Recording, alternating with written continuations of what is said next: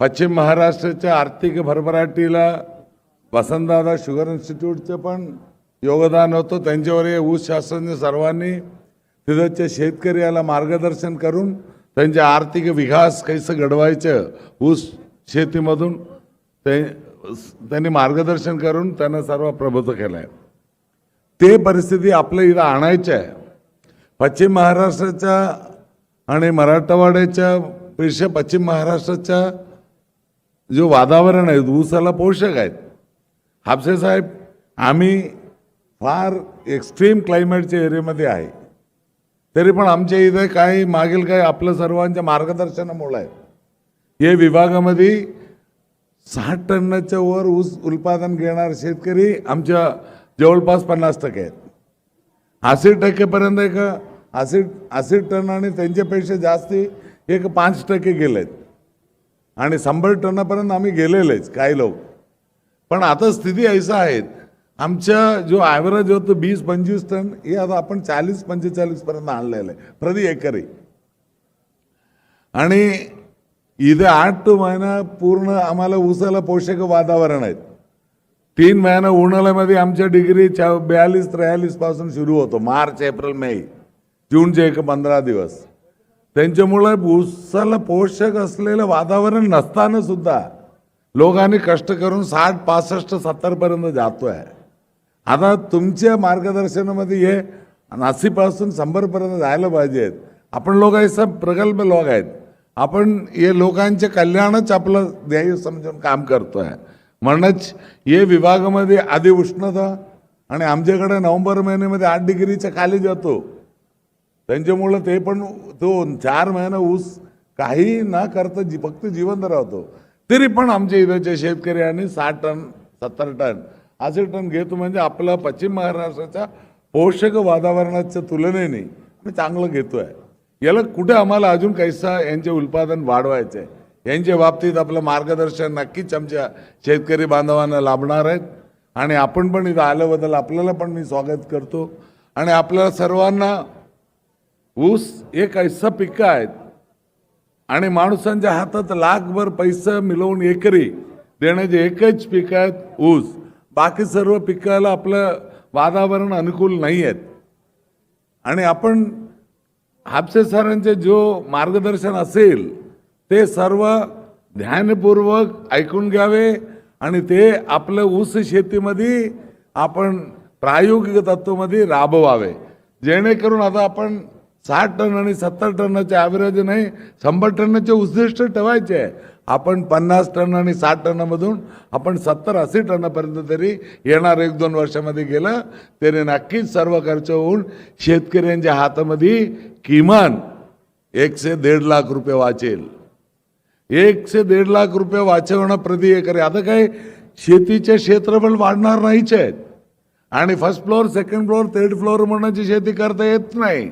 आपल्याला जो आर्थिक विकासासाठी आपलं गरजेपुरता जो पैसा लागेल, जो आर्थिक स्रोत आहेत, आपलं शेती मुख्य आर्थिक स्रोत असल्यामुळे तो शेतीच्या प्रति एकरी उत्पादन किमान 1.5 लाख रुपये तरी सर्व खर्च होऊन वाचलं तर 5 एकरच्या शेतकरी वर्षाकाठी 7.5 लाख रुपये कमवून समोरच्या भविष्य चांगलं करण्याचे प्रयास करता येईल. आपल्याला मेहनत करून पैसा कमवणं आपला अधिकारच आहे हे समजून आपण सर्वांनी आज जो मार्गदर्शन गडकरी साहेबांच्या सूचनेप्रमाणे, गडकरी साहेबांच्या इच्छेच्या अनुसार आपल्या विभागाचे शेतकऱ्यांचे आर्थिक विकास चांगला व्हावे, भरभराटी व्हावे, म्हणूनच ऊसाचे उत्पादन कैसे वाढील नेता येईल यांच्या बाबतीत आपल्याला हे कार्यशाळा मागील 15 वर्षापासून आपण घेतोय. 15 वर्षापासून आपण घेतले. क्रमक्रमाने आपण 20-25 टनापासून आपण 50, 60, 70 टनापर्यंत पोहोचलो आहे. याला आपण येणार 2-3 वर्षामध्ये आपला संकल्प असायला पाहिजेत. आपल्या शेतीमधून आपण किमान 100 टनापर्यंत जाऊ. परिस्थिती आपल्याला अनुकूल नाही आहेत ऊसासाठी, तरी पण त्याला कैसा मात करता येईल यांच्या बाबतीत आपल्या तज्ज्ञ लोकांच्या आपल्याला मार्गदर्शनात होईल. आणि मी हापसे साहेबाला विनंती करेल आपण आपला या शेतकरी बांधवांना संबोधित करावे म्हणूनच आपल्याला विनंती करतो. आपण कार्यक्रमाला सुरुवात करा. नमस्कार. मी डॉक्टर रमेश हापसे, माजी प्रधान शास्त्रज्ञ वसंतदादा शुगर इन्स्टिट्यूट पुणे. आज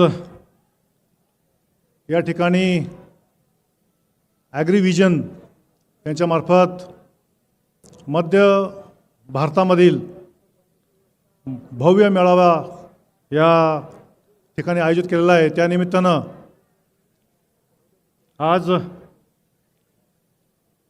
या कार्यक्रमाचे प्रमुख उद्घाटक माननीय नामदार श्री नितीनजी गडकरी साहेब, केंद्रीय मंत्री रस्ते व महामार्ग भारत सरकार, कारखान्याचे मानस कारखाना या ग्रुपचे वर्माजी, तसेच त्यांचे इतर कारखान्याचे उपाध्यक्ष, संचालक मंडळी, मानस ग्रुपचे सर्व अधिकारी पदाधिकारी आणि ऊसाच्या पिकाबाबत वेळात वेळ काढून या ठिकाणी आपण जमलेले माझे सर्व शेतकरी बंधूंनो, आजचा विषय आहे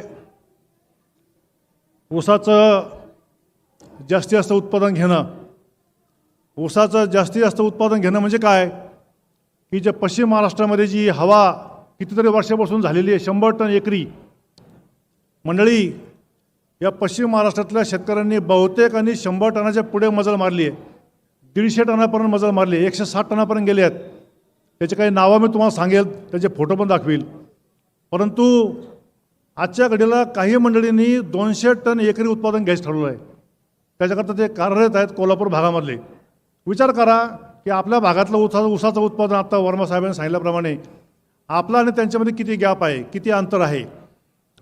तेव्हा हे समोर तुम्हाला एक आकडेवारी दाखवली आहे मुद्दाम, की जगामध्ये ऊसाचं उत्पादन तयार करणारे जे देश आहेत, मुख्य देश, त्यात 1 नंबरला ब्राझील आहे.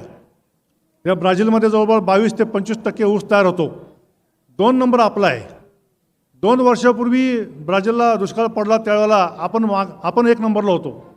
पण पुन्हा आता त्या ठिकाणी चांगला पाऊस झाल्यामुळं ब्राझील 1 नंबरला आहे, आपण 2 नंबरला आहे. जर आपल्याला 1 नंबरला यायचं असेल तर महाराष्ट्रामध्ये जे ॲव्हरेज आहे 92 ते 95 टन हेक्टरी, ते तुम्हाला आपल्या भागात वाढवावं लागेल. आपला भाग म्हणजे हा विदर्भ भाग. विदर्भ भागातील जमीन, पाणी, हवा आणि आपण मंडळी अगदी ऊसाच्या पिकासाठी उत्कृष्ट आहात. पश्चिम महाराष्ट्रात काय तर जगाच्या पाठीवर जे ऊसाचं उत्पादन जास्त असते तर त्याच्यापेक्षा जास्त उत्पादन आपण घेऊ शकतो. हे तुम्हाला याच्यावरून आकड्यावरून दिसून येईल. बाकीचे देश आहेत युरोप, चीन, नंतर थायलंड, बाकीचे उत्तर अमेरिका, हे असे बारीक देश आहेत, ते आपल्या पुढे जाऊ शकत नाहीत. आणि म्हणून ऊसाचं उत्पादन आपल्या भागामध्ये किती येऊ शकतं तर आपल्या भागामध्ये ऊसाचं उत्पादन जर तुम्ही पाहिलं प्रत्यक्ष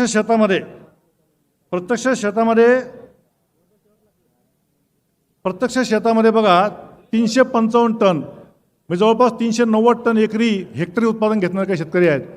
आपली क्षमता जर पाहिली तर आपल्या भागामध्ये विदर्भ असो किंवा मराठवाडा असो, पश्चिम महाराष्ट्र असो किंवा मध्य महाराष्ट्र असो, आपल्या भागामध्ये एका हेक्टरला 600 टन उत्पादन येऊ शकतं. 600 टन हेक्टरी आपल्या ऊसाचं उत्पादन येऊ शकतं. त्याच्यासाठी आपलं सगळं हवामान आहे. फक्त त्याच्यासाठी लागणारं जे ज्ञान आहे, हे ज्ञान आवश्यक आहे. ज्ञान घ्यायचं म्हटलं की प्रत्येक ज्ञानाच्या मागे शास्त्रीय भाषा असते. शास्त्रीय भाषा शिकायचं असेल तर शिकलं पाहिजे. शिकायचं असेल तर प्रशिक्षण घेतलं पाहिजे. प्रशिक्षण घ्यायचं असेल तर अशा ठिकाणचे मेळावे तुम्ही हजर राहिले पाहिजे. आणि या मेळाव्यामध्ये जे तुम्हाला माहिती मिळते ती नीट ऐकली पाहिजे. याच्या व्यतिरिक्त आपल्या कारखान्यामार्फत, आपल्या अधिकाऱ्यामार्फत आदरणीय गडकरी साहेबांच्या सूचनेनुसार आपल्या भागामध्ये, शेतामध्ये अनेक मेळावे होत राहतात, अनेक प्रशिक्षण होत राहतात. त्याचा आपण लाभ घेतला पाहिजे, ते समजून घेतलं पाहिजे. तेव्हा आपल्याला ऊसाचं उत्पादन हे 600 टन हेक्टरी जाऊ शकतं. आजपर्यंत 400 टनापर्यंत लोक गेलेले आहेत. 200 टन फक्त बाकी आहे. 200 टनसुद्धा अंतर लोक आता ते कापायला निघालेले आहेत. अशा प्रकारे ऊसाचं उत्पन्न हे जास्तीत जास्त घेऊ शकतो. हा जो गुलाबी भाग आहे, हा गुलाबी भाग म्हणजे आपले 9 राज्य आहेत. त्याच्यामध्ये गुजरात, महाराष्ट्र, MP, आंध्र प्रदेश, तमिळनाडू, केरळ, कर्नाटक हे 9 राज्य आहेत. या 9 राज्यामध्ये जाती ऊसाच्या मुख्यतः जो घटक आहे ते सारखे आहेत आणि म्हणून ऊसाच्या जातीचं निर्मिती ही भारतामध्ये कोइंबतूर या ठिकाणी होते आणि आता महाराष्ट्रामध्ये ऊस संशोधन केंद्र पाडेगाव आणि VSI या ठिकाणी ऊसाच्या जातीची निर्मिती केली जाते. ऊसाचं उत्पादन कमी व्हायची कारणं जर तुम्ही पाहिली तर आपण जातीचा नीट अभ्यास करत नाही, योग्य जातीची निवड करत नाही आणि जाती जरी निवडल्या नाही तरी खताची मात्रा कोणती खतं घालावेत याचा आपला अभाव आहे. पाणी व्यवस्था आपलं चुकीचं आहे. वेळोवेळी पडणारा दुष्काळ म्हणजे उन्हाळ्यात तापमान 50 डिग्रीच्या पुढे जातं आणि पावसाळ्यामध्ये पडणारा खूप पाऊस असतो आणि त्याच्यानंतर शेतकऱ्यांसाठी कारखाना जे काही प्रयत्न करतो किंवा आपल्याला जे वाटतं ते एकमेकाबद्दल जी देवाणघेवाण ज्ञानाची व्हायला पाहिजे, आस्था प्रेम जे आहे ते जरा कमी प्रमाणात दिसतं आहे. नाहीतर आपलं ऊसाचं उत्पादन हे पश्चिम महाराष्ट्रामध्ये जास्त गेलं असतं. त्याच्याबरोबर बरेच जे काही तंत्रज्ञान आहे आज जगामध्ये ऊसाचं उत्पादन जास्तीत जास्त घेण्याकरता अगदी खतापासून पाणी व्यवस्थापनापासून ज्ञानापासून नवीन तंत्रज्ञानापासून खूप उपलब्ध आहे. त्याच्यामध्ये एक शब्द आहे एक इंग्रजीमध्ये DNBA म्हणजे ड्रोन, नॅनो टेक्नॉलॉजी, नंतर बायोटेक्नॉलॉजी आणि आर्टिफिशियल इंटेलिजन्स हे 4 गोष्टी वापरून ऊसाचं उत्पादन जास्तीत जास्त येतं हे आपल्याला माहिती नाही आहे आणि म्हणून लागणीकरता सगळ्यात महत्त्वाचं चांगला बियाण्याचा अभाव. आपण जो ऊस कारखान्याला घालतो साखर काढाकरता तोच ऊस बियाणं म्हणून शेतामध्ये लावतो आणि म्हणून ऊसाला 50% तिथं आपला फटका बसतो. त्याच्यानंतर जमिनीमध्ये तुम्हाला माहिती आहे ऊस वाढतो, वरती पानं असतात, खाली मुळं असतात. पानं हे एक तोंड आहे, ऊसाचे मुळं हे दुसरं तोंड आहे. दोन्ही तोंडाचा उपयोग केला पाहिजे, आपण समजून घेतला पाहिजे ऊस कसा वाढतो ते आणि म्हणून नुसतंच पाणी देऊन किंवा नुसतंच खतं घालून उपयोग होत नाही. तर आपल्याला जमिनीतील सेंद्रिय कर्ब हा ऊस उत्पादन वाढीमध्ये सगळ्यात महत्त्वाचा घटक आहे, हा आपण लक्षात घेतला पाहिजे आणि तो वाढवला पाहिजे. त्याच्यानंतर जगामध्ये बरेचसे देश 35 खोडवे घेतात. ऑस्ट्रेलियाच्या वरती फिजी नावाचा देश आहे, त्या ठिकाणी 35 खोडवे घेतात. मॉरिशसमध्ये आफ्रिकेजवळ गेला तर मॉरिशसजवळ 15 ते 20 खोडवे घेतात. भारतामध्ये सुद्धा आपल्या काही ठिकाणी 4-4, 5-5 खोडवे घेतात. आपण मंडळी 1 किंवा 2 खोडवे घेतो आणि जो खोडवा घेतो त्या खोडव्याकडे आपलं दुर्लक्ष असतं. त्याच्याबरोबर ऊसाच्या मिसमॅनेजमेंट किंवा खत पाणी व्यवस्थापन जर चुकलं आणि ऊस जर आपला कमकुवत झाला तर अनेक प्रकारचे रोग आणि किडी येतात, हे आपल्याला माहीत नसतं आणि म्हणून रोगाची आणि किडीची माहिती आपल्याला नसते. तेव्हा ऊसाचं उत्पादन वाढवायचं असेल तर सगळ्यात गोष्टी पहिली गोष्ट म्हणजे ज्ञान आणि हे ज्ञान घ्यायचं असेल तर आपण शेतामध्ये एकटेच काम करत नाही तर आपल्याबरोबर आपली महिला असते, आपली बहीण असते, आपली बायको असते, आपली आई असते. या सगळ्यांना समप्रमाणात जर आपण जर सारखंच जर धरलं आणि त्यांना जर ज्ञान दिलं तर मला असं वाटतं ऊसाचं उत्पादन काय कोणत्याही पिकाचं उत्पादन वाढण्यासाठी मदत होईल.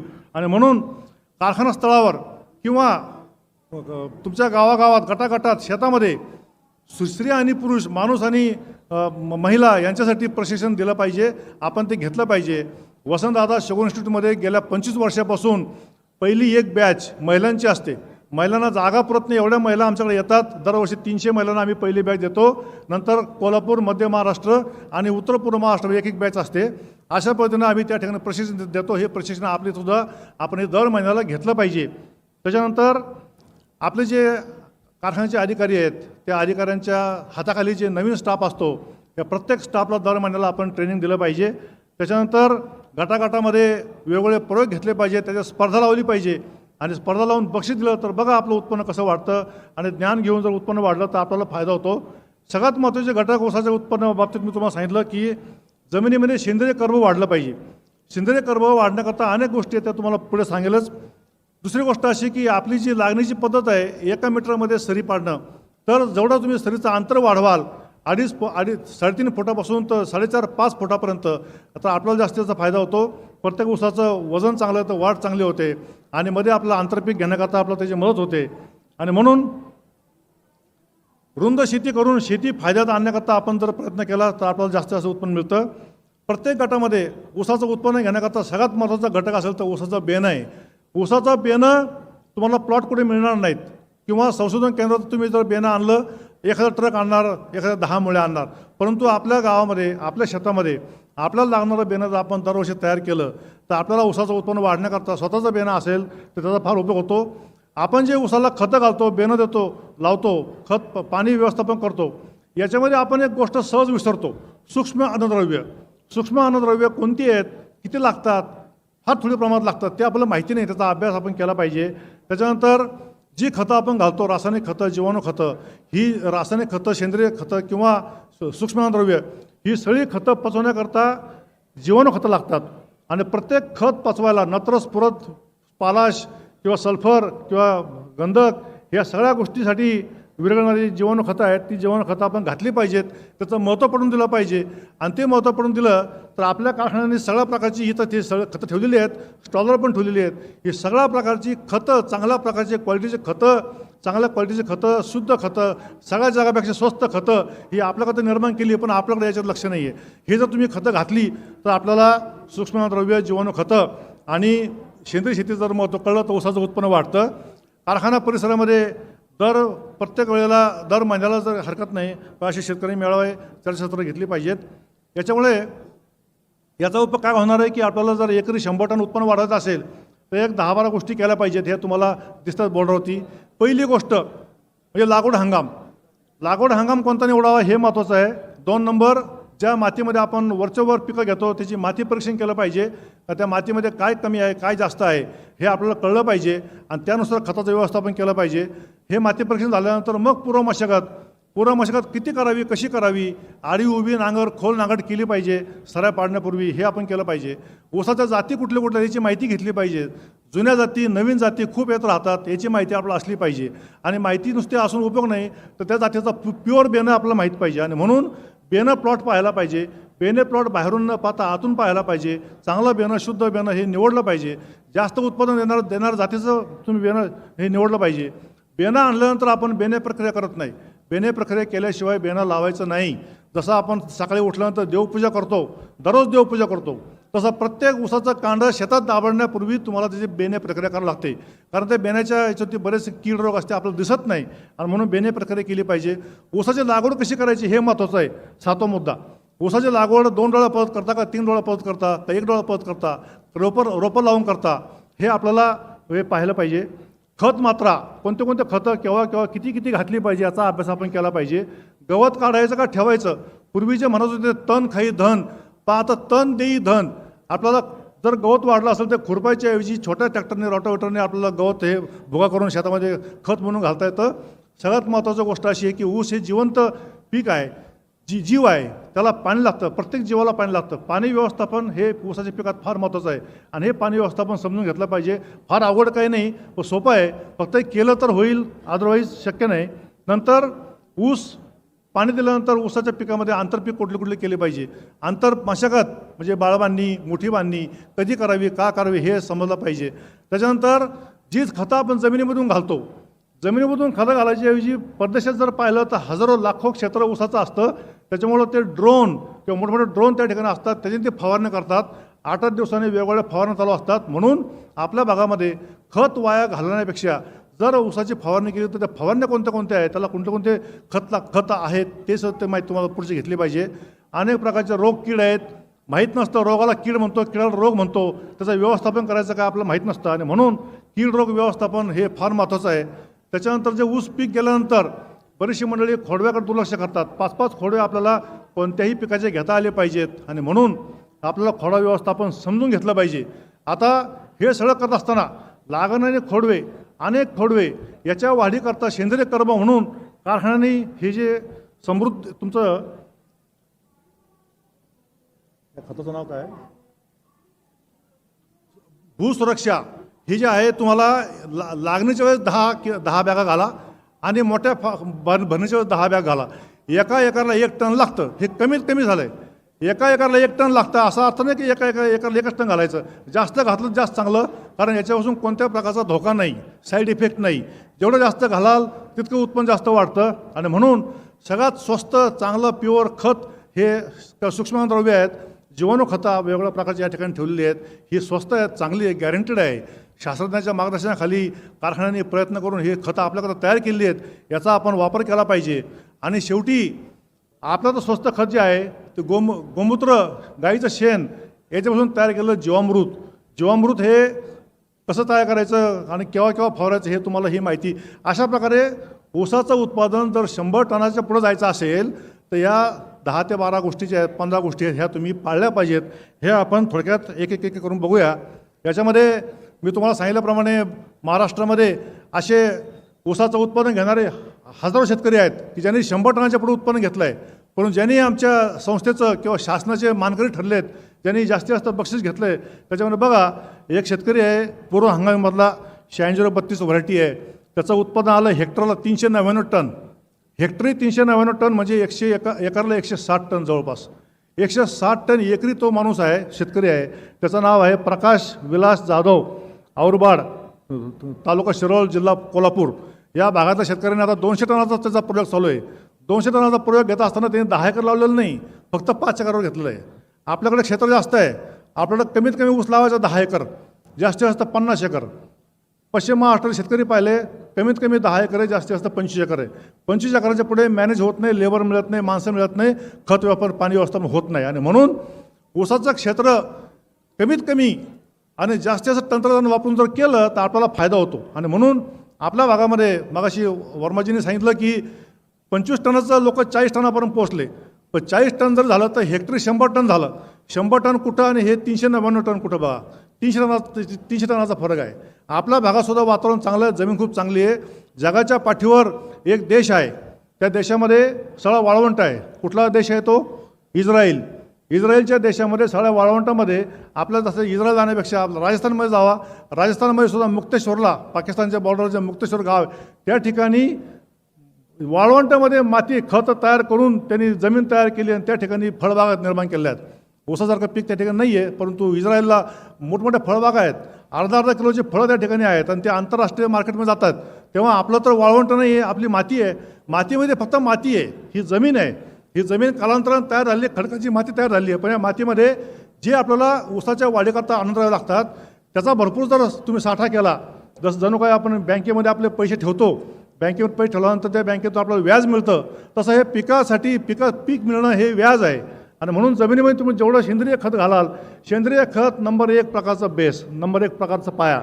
आणि हा नंबर 1 पाया जर तुम्ही जमिनीमध्ये सेंद्रिय खत जर टिकवला तर ह्या अशा शेतकऱ्याच्या शेतामध्ये 2% सेंद्रिय कर्ब आहे.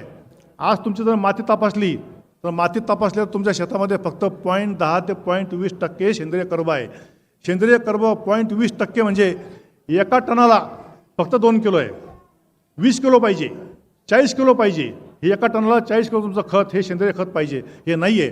आणि म्हणून जास्तीत जास्त सेंद्रिय खत घेतला हा पहिला शेतकरी जो आहे 160 टन एकरी आपल्यापैकीच एक जण आहे.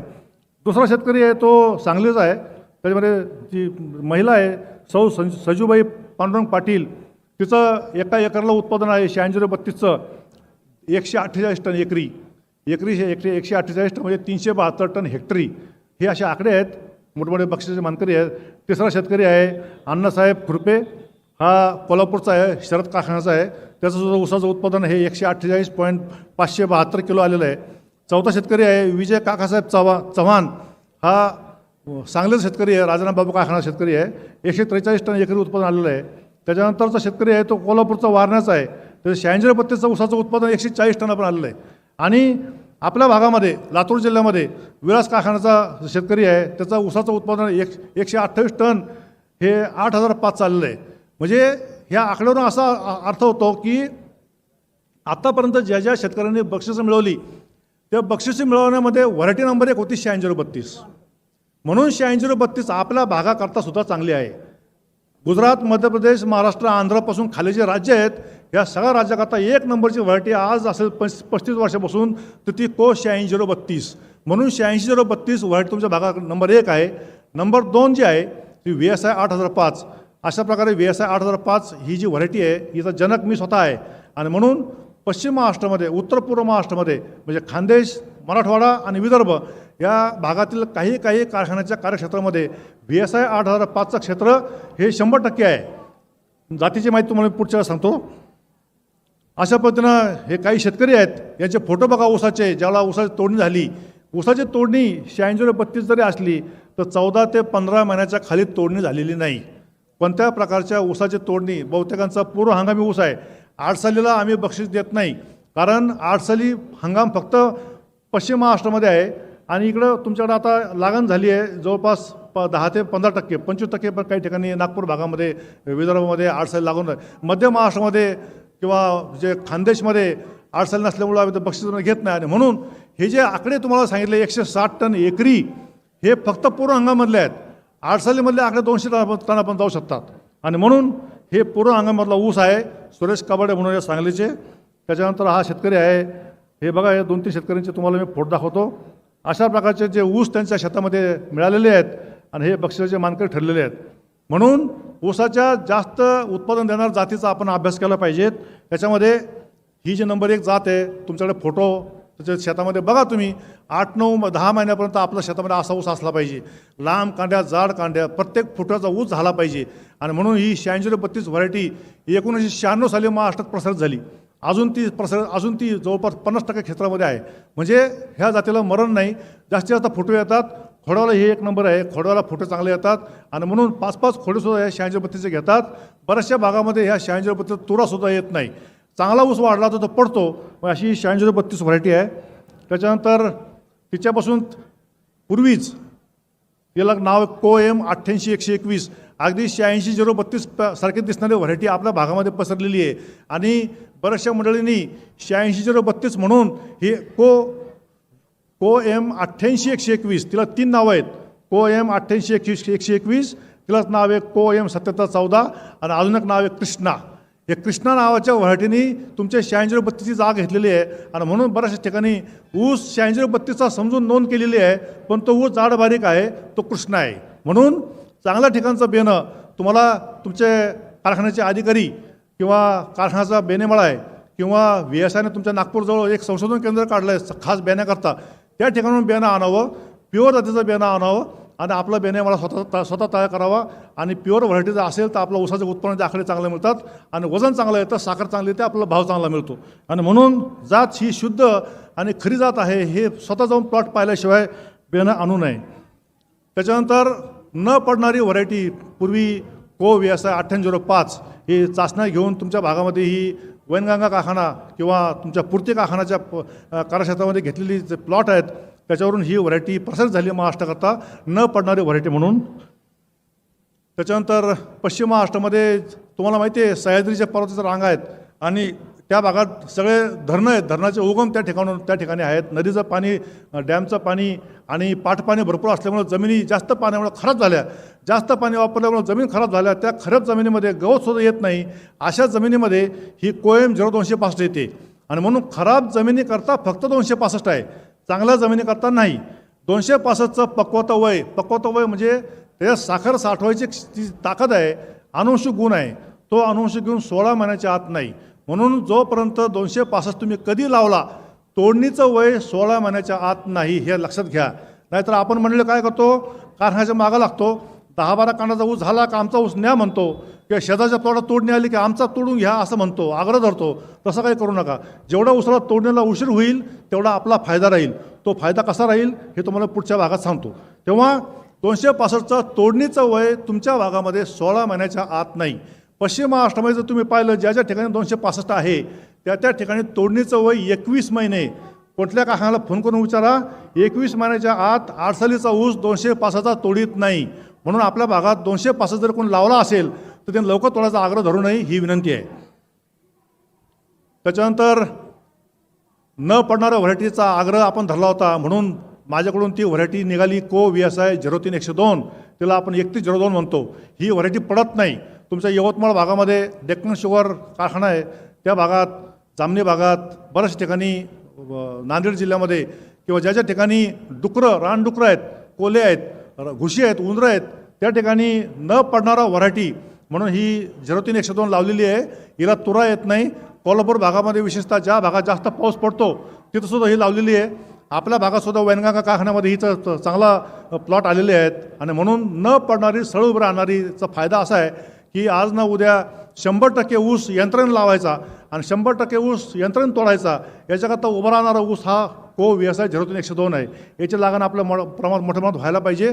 सगळ्यात जास्त गोड व्हरायटी ही आहे. आणि म्हणून खोडा व्यवस्थापन ऊस गेल्या 8-10 दिवसात केलं पाहिजे. बुडका छाटणे किंवा बगला फोडणे, खत घालणे, पाणी देणे हे लागणीच्या नंतर, ऊस गेल्यानंतर लगेच केलं पाहिजे. असे हे जातीचे गुणधर्म आहेत. इथं तोडण्याचं वय 13-14 महिने आहे आणि म्हणून लागणीचा हंगाम त्याला पूर्व हंगाम दिलेला आहे. त्याच्यानंतर हे काही प्लॉट दाखवले तुम्हाला उभं राहणारे न पडणारे 14 महिन्याचे.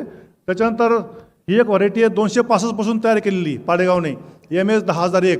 MS 10,001 अतिशय सुंदर व्हरायटी आहे, चांगली वाटते, उत्पन्न चांगलं आहे, पण थोडीशी फुसकी आहे.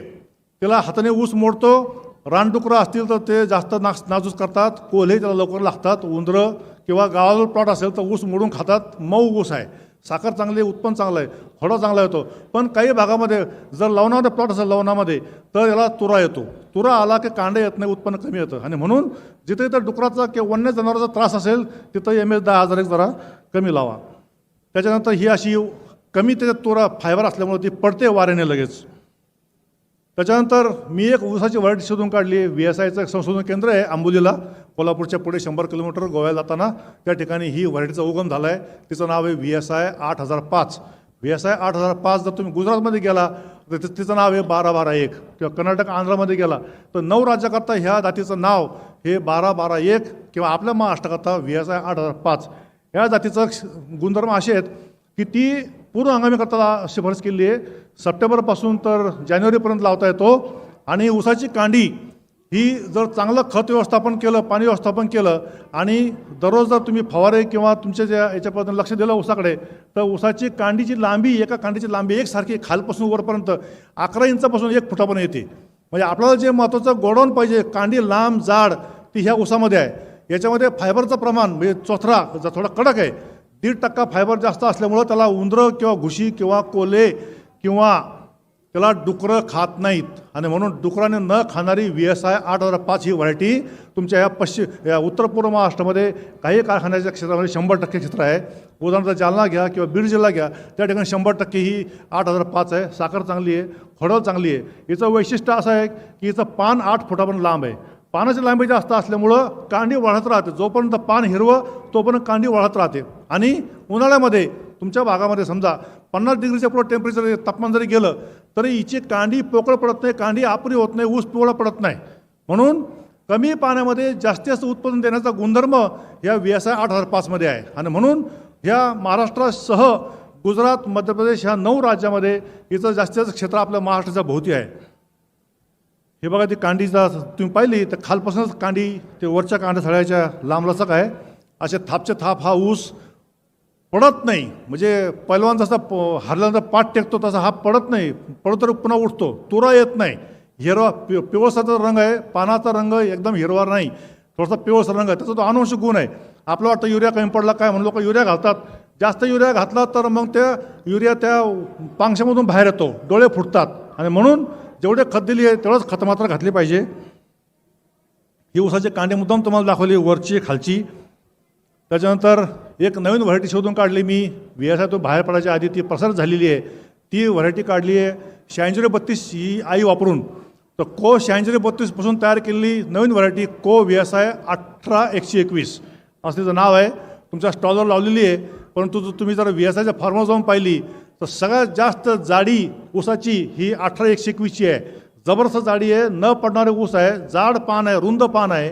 तुरा फार उशिरा येतो, जानेवारीमध्ये 1% येतो. परंतु न पडणारे व्हरायटी आपल्यालाच पाहिजे. त्यापैकी न पडणाऱ्या व्हरायटीपैकी ही व्हरायटी 18121 आहे. जसं 8632ला एक डोळा लावला तर तुम्हाला 35-40 फुटवे येतात. या जातीला फक्त 15 ते 20 फुटवे येतात. प्रत्येक फुटव्याचे ऊस तयार होतात. 90 ते 100 दिवसाच्या पुढे एकही फुटवा या जातीला येत नाही. आणि म्हणून 100 दिवसाच्या आत याचे खत मात्र तुम्ही सांगितल्याप्रमाणे घातली पाहिजे, तर आपलं उत्पन्न चांगलं येतं. आपल्या नागपूर भागामध्ये 4ही युनिटवरती ही व्हरायटीचं क्षेत्र आहे. तुम्ही चांगले प्लॉट बघा. काही शेतकऱ्यांनी या जातीच्या एका ऊसाचं वजन 5 किलोच्या 6 किलोच्या खाली घेतलेलं नाही. असे शेतकरी आपल्या भागामध्ये आहेत. तेव्हा इथून पुढच्या येणाऱ्या काळामध्ये न पडणाऱ्या व्हरायटी, यंत्राला लावणाऱ्या यंत्राला तोडण्याकरता ड्रीप सिस्टीमसाठी किंवा आपल्याला ऊस तोडण्यापर्यंत शेतात जाता आलं पाहिजे, ऊसाचे पानं काढता आली पाहिजे, ऊसाच्या पाटाचं खत तयार करता आलं पाहिजे. ज्या पानाने साखर तयार केली, लक्ष्मी आपल्या घरामध्ये आली, ते पासट जाळून टाकण्यापेक्षा जर पासट व्यवस्थापन केलं तर आपल्याला जास्तीत जास्त उत्पन्न खोडवाचं पण मिळतं. हे ह्या जातीवरून दिसून येतं. काही प्लॉट बघा, तुम्हाला असे जे ऊस दाखवलेत. कांडीची लांबी जाडी ही चांगली जबरदस्त आहे. 14 महिन्याचा ऊस आहे, पडत नाही. हे काही असे प्लॉट तुम्हाला मुद्दाम तुमच्या नजर आणून दाखवलेत की तोडतानासुद्धा वाढं बरोबर कट होतं, खाली बरोबर कट होतं आणि मधले तुकडे होऊन त्या ऊसाचे किंवा होल कॅन हार्वेस्टर किंवा बेलेट जरी केलं तर हा ऊस आपल्याला फायद्याची आहे. त्याच्यानंतर पाडेगाव संशोधन केंद्राने काही ऊसाच्या जाती नुकत्याच 2 वर्षापूर्वी प्रसारित केल्या होत्या. त्यामध्ये कोएम 13007 आहे. ही व्हरायटी 265 पासून तयार केली आहे. लागानं खोडा तपासून बघा आपल्या फार्मला, आपल्याला ही व्हरायटी आणून लावून पाहिली पाहिजे. फुले 90-57 ही फक्त गुळाकरता तयार केलेली व्हरायटी आहे. गुळ त्यानंतर फुले 11-082 ही सुद्धा व्हरायटी 12 महिन्याची आहे. तिच्यामध्ये साखर चांगल्या प्रकारे, फक्त खोडा व्यवस्थापन आपण तपासलं पाहिजे. अशा अनेक प्रकारच्या ह्या व्हरायटी फुले 11-012 नंतर ह्या ज्या व्हरायटी आहेत, ह्या व्हरायटी आपल्याला आपल्या भागामध्ये काही काही ठिकाणी आलेल्या आहेत. आपल्या कारखान्याचं संशोधन केंद्र आहे, स्वतःचा सीड फार्म आहे, त्या ठिकाणी ह्या जाती लावलेल्या आहेत. त्या आपण लावून बघा आणि मग जातीचं क्षेत्र वाढवा. याच्याकरता जातीची माहिती झाल्यानंतर आपल्याला बेणं चांगलं मिळालं पाहिजे. आणि म्हणून बेणं 3 प्रकारचं आहे. मूलभूत बेणं आणि पायाभूत बेणं हे संशोधन केंद्र असतं. तुमच्याकडे जे येतं ते प्रमाणित बेणं येतं. आणि म्हणून प्रमाणित बेणं VSI किंवा पाडेगाव किंवा इथलं जे जवळचं फार्म आहे किंवा आपल्या कारखान्याची सीड नर्सरी आहे, तिथून हे प्रमाणित बेणं आपण घेऊन गेलं पाहिजे. प्रमाणित बेणं घेऊन जायचं कारण का, तर आपल्याला कुठून तरी डायरेक्ट बेणं आपण लावून शेतामध्ये उत्पन्न घेण्याला आपलं परवडत नाही. आणि म्हणून आपण आपल्या स्वतःचा बेणे मळा शेतामध्ये तयार केला पाहिजे. जो ऊस तोडणीला जाऊन ऊसा साखर काढण्याकरता आपण तोडतो, तोच ऊस बेणं म्हणून वापरला नाही पाहिजे. आणि म्हणून ह्या प्रमाणात बेण्याचा बेणे प्लॉट आपण केला पाहिजे. ह्या करण्याच्या पद्धती जर बेणं आपण चांगलं लावलं तर अशा प्रकारे आपल्याला झाडं हे पहिले चांगले आले पाहिजेत. ऊसाचे उगवण चांगले आले पाहिजे, फुटं चांगले आले पाहिजेत. काही मंडळींनी मी मुद्दाम तुम्हाला एक ऊसाची व्हरायटी दाखवली, को 0238 ही उत्तर प्रदेशमधली व्हरायटी आहे. उत्तर प्रदेशमधली व्हरायटी काही लोकांनी आणून लावली आणि त्याला फुटवेच नाहीत आणि लवकर तुरा आला. एक सडी ऊस, त्याला फुटवे नाही आहेत, जाडी बारीक आहे. आणि म्हणून महाराष्ट्राच्या बाहेरच्या ज्या व्हरायटी आहेत त्या कृपया तुम्ही गेला खाली बालाजीला गेला किंवा वरती इकडं दिल्लीला गेला, त्या साईडला गेला, उत्तर काशीला गेला, तर येताना कुठला ऊस आणून घेऊ नका. अनेक प्रकारच्या व्हरायटी आहेत. एवढंच काय, 86-032 मध्ये 2-3 नावं आहेत. 86-032 मध्ये निरा 86-032, गोल्डन 86-032, मध्य महाराष्ट्रात गेला तर ज्ञानेश्वरी त्याला म्हणतात. अशा प्रकारच्या वेगवेगळ्या बेण्याचे नावं लावून तुम्हाला ते फसवायचं काम करतात. आणि म्हणून आपण स्वतःचं बेणं स्वतः नर्सरीतून आणलं पाहिजे, ते लावलं पाहिजे. आणि मग आपल्याला जास्तीचं उत्पन्न मिळतं. त्याच्यामध्ये पुढच्या ज्या गोष्टी आहेत त्या महत्त्वाच्या आहेत. म्हणून आपलं बेणं तयार करताना तुम्हाला चांगलं बेणं मिळालं पाहिजे, हा उद्देश आहे. आणि जर ते बेणं रोगमुक्त असेल तर ती वाढ चांगली होते आणि नवीन जातीचा प्रसार होतो. त्याचा खूप फायदे आहेत. उत्पन्न जास्त येतं, लवकर तोडल्या जातात, खोडवे चांगले येतात, जुन्या जाती आपोआप मागं पडल्या जातात. आणि म्हणून याचं नियोजन आपलं करणं गरजेचं आहे. त्याच्यामुळे आपल्याला ऊसाचं उत्पन्नामध्ये वाढ होते. अशा प्रकारे चांगलं जर बेणं असेल, जाडजूड बेणं, तर ते ट्रक भरायला लोड करायला आपल्याला जास्त जड जातं, अवघड होतं. आणि म्हणून आपण जास्त चांगल्या बेण्याच्या मागं लागत नाही. विकतचं बेणं आपलं परवडत नाही. आणि म्हणून रोपं तयार करणे हा एक बऱ्याचशा आंतरराष्ट्रीय स्तरावर सुद्धा अनेक देशामध्ये मी पाहिलेलं आहे की 25-25, 50-50 एकरावरची रोपं तयार करून शेतकऱ्यांना त्यांनी पुरवलेली आहेत. किंवा बरेचसे शेतकरी कोल्हापूरच्या भागात जर गेला तर प्रत्येक शेतकरी आपले रोपं स्वतः तयार करतो. किंवा त्याच्या गावामध्ये साधी नर्सरी असते, त्या ठिकाणी रोपं तयार केले तर रोपं तयार केल्यानंतर सुद्धा आपल्याला जास्त उत्पन्नाचा फायदा होतो.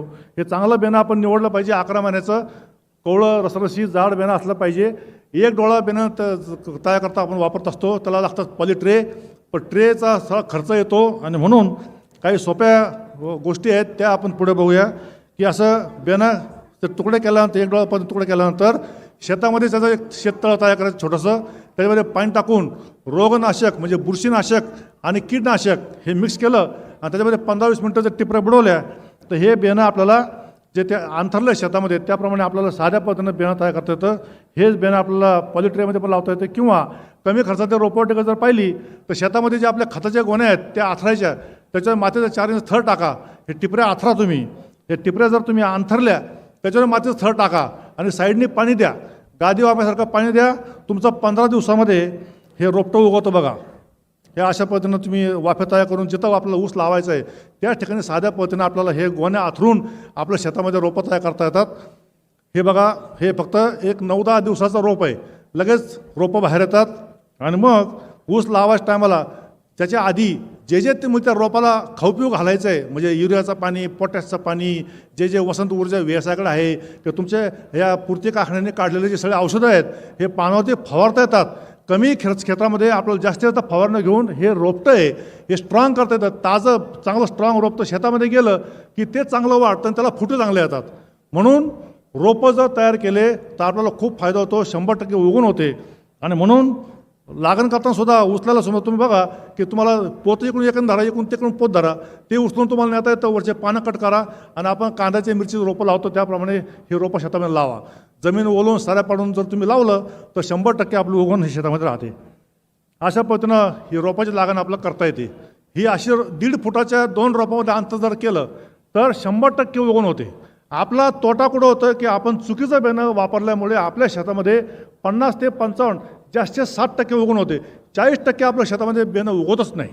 आणि म्हणून असं बेणं चांगलं उगवायचं असेल आणि चांगलं जर उत्पन्न घ्यायचं असेल तर त्या उत्पन्नाचं सूत्र जे आहे की एका एकरमध्ये तुम्हाला 86-32 व्हरायटी असेल तर पक्व ऊसाची संख्या तुम्हाला 55 ते 60 हजार आली पाहिजे.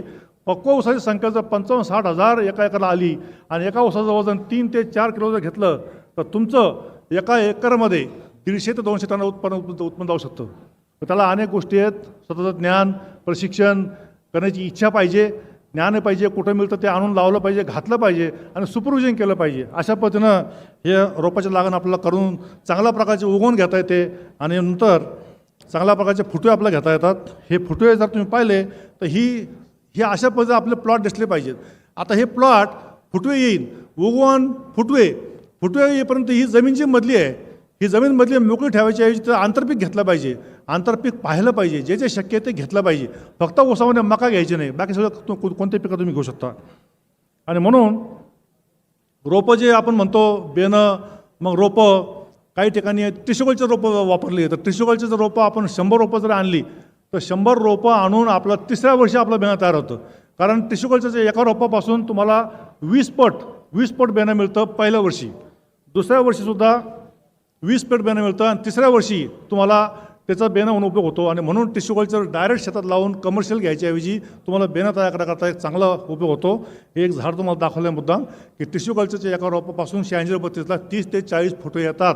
याचा बेणं आपलं खूप चांगला तयार होतं आणि म्हणून ज्याला शक्य आहे, लक्ष देणं शक्य आहे, त्याला टिश्यू कल्चरला बेणं आपण लावू शकतो. त्याच्यानंतर हा जो महत्त्वाचा घटक आहे की ऊसाची लागवड, जमीन सुपीकता आणि त्याचं व्यवस्थापन कसं केलं पाहिजे, सेंद्रिय खतं आणि जैविक खताचा उपयोग कसा केला पाहिजे. तर मंडळी, आपल्या जमिनी नागपूरच्या भागातल्या ज्या जमिनी आहेत या कापसाच्या, बाकीच्या धान असलेल्या पिकाच्या जमिनी आहेत आणि म्हणून जास्त खोल नांगरट न केलेल्या आणि ज्या ठिकाणी आपल्याला पावसाचं पाणी पडतं ते पावसाचं पाणी थांबून राहतं. पावसाचं पाणी जर 4-5 दिवस किंवा 8 दिवस थांबलं तर अशा ठिकाणी एक नांगर आहे, 3.25 फुटाचा नांगर असतो, तो खोल जर तुम्ही जमीन फाडली 1-1 मीटरच्या अंतराने आडी उभी तर पावसाचं पडलेलं जास्त पाणी किंवा चुकून आपण दिलेलं जास्त पाणी हे खाली वाहून जातं. ऊसाचे मुळं खाली खोल वाढतात आणि म्हणून या सबसॉयलर त्याला शब्द आहे. सबसॉयलरचा उपयोग करा. तुमच्याकडे नसेल तर कारखान्याकडून घ्या किंवा गटागटातून कॉमनली एकत्र आणून विकत घ्या, त्याचा फार उपयोग होतो. आणि म्हणून आपली जमीन ही फाडली पाहिजे. अशा प्रकारे पट्टा पद्धत म्हणजे 3-3 मीटरच्या साऱ्या पाडल्या, 2 साऱ्या लावायच्या आणि 1 मुग सोडायची, अशा पद्धतीने आपल्याला पट्टा पद्धत लावता येते. त्याच्यानंतर हे रोपटा असा आपला आला पाहिजे. आणि सगळ्यात महत्त्वाची गोष्ट अशी की ऊसाला जेव्हा कांडी येते त्या कांडीच दरम्यान तुमचं ऊसाचं पान 4 बोटं रुंद पाहिजे. 4 बोटं रुंद पान आणि पानाची लांबी पाहिजे तेवढी. ऊसाच्या पानाचा रंग हिरवा पाहिजे. ह्या सगळ्या जर गोष्टी तुम्ही साधल्या तर हे साधण्याकरता तुम्हाला जमिनीमधून जे खतं घालायचे ते जमिनीमध्ये ते जमिनीची सुपीकता, जैविक सुपीकता, भौतिक सुपीकता, रासायनिक सुपीकता टिकवली तर तुम्हाला हे ऊसाची पानं अशी हिरवी मिळतात. हे ऊसाची पानं म्हणजे टीव्हीचं जसं अँटेना असतो ना तसं हे अँटेना आहेत. जेवढं पान हिरवं तेवढं साखर तयार होणार, जेवढी साखर जास्त तयार होणार तेवढी कांडीची लांबी वाढणार. कांडीची लांबी जाडी वाढली तर कांड्याची वजन वाढतं, कांड्याची संख्या वाढते. महिन्याला 2.5 ते 3 कांड्या दर ऊसाला येतात दर महिन्याला. आणि म्हणून जर तुमचा 16 महिन्याचा ऊस असेल, 16 महिन्याच्या ऊसातले पहिले 5 महिने कापून टाका, म्हणजे तुमचा खरा ऊस झाला 11 महिन्याचा. 11 महिन्यामध्ये 3 कांड्या जर धरल्या तर 11 ते 33 कांड्या तुमच्या ह्या 12 महिन्याला आल्या पाहिजेत. ह्याच जर तुम्ही 16 महिन्यापर्यंत ठेवल्या तर तुमच्या ऊसाच्या कांड्या 45 ते 50 एका ऊसाला गेल्या पाहिजेत. म्हणून प्रत्येक ऊसाची कांडी जेवढी लांब जास्त येईल ही 30 भर झाली, ईदभर आली पाहिजे. 86-032ची सुद्धा कांडी 9 ते 10 इंचापर्यंत येते. 8500ची कांडी 1 फुटापर्यंत येते. बाकीचे MS 10,000ची कांडी 10 इंचापर्यंत येते. अशा प्रकारच्या ज्या व्हरायटी आहेत 265 घ्या, 265ची कांडी 5 ते 6 इंचाची येते.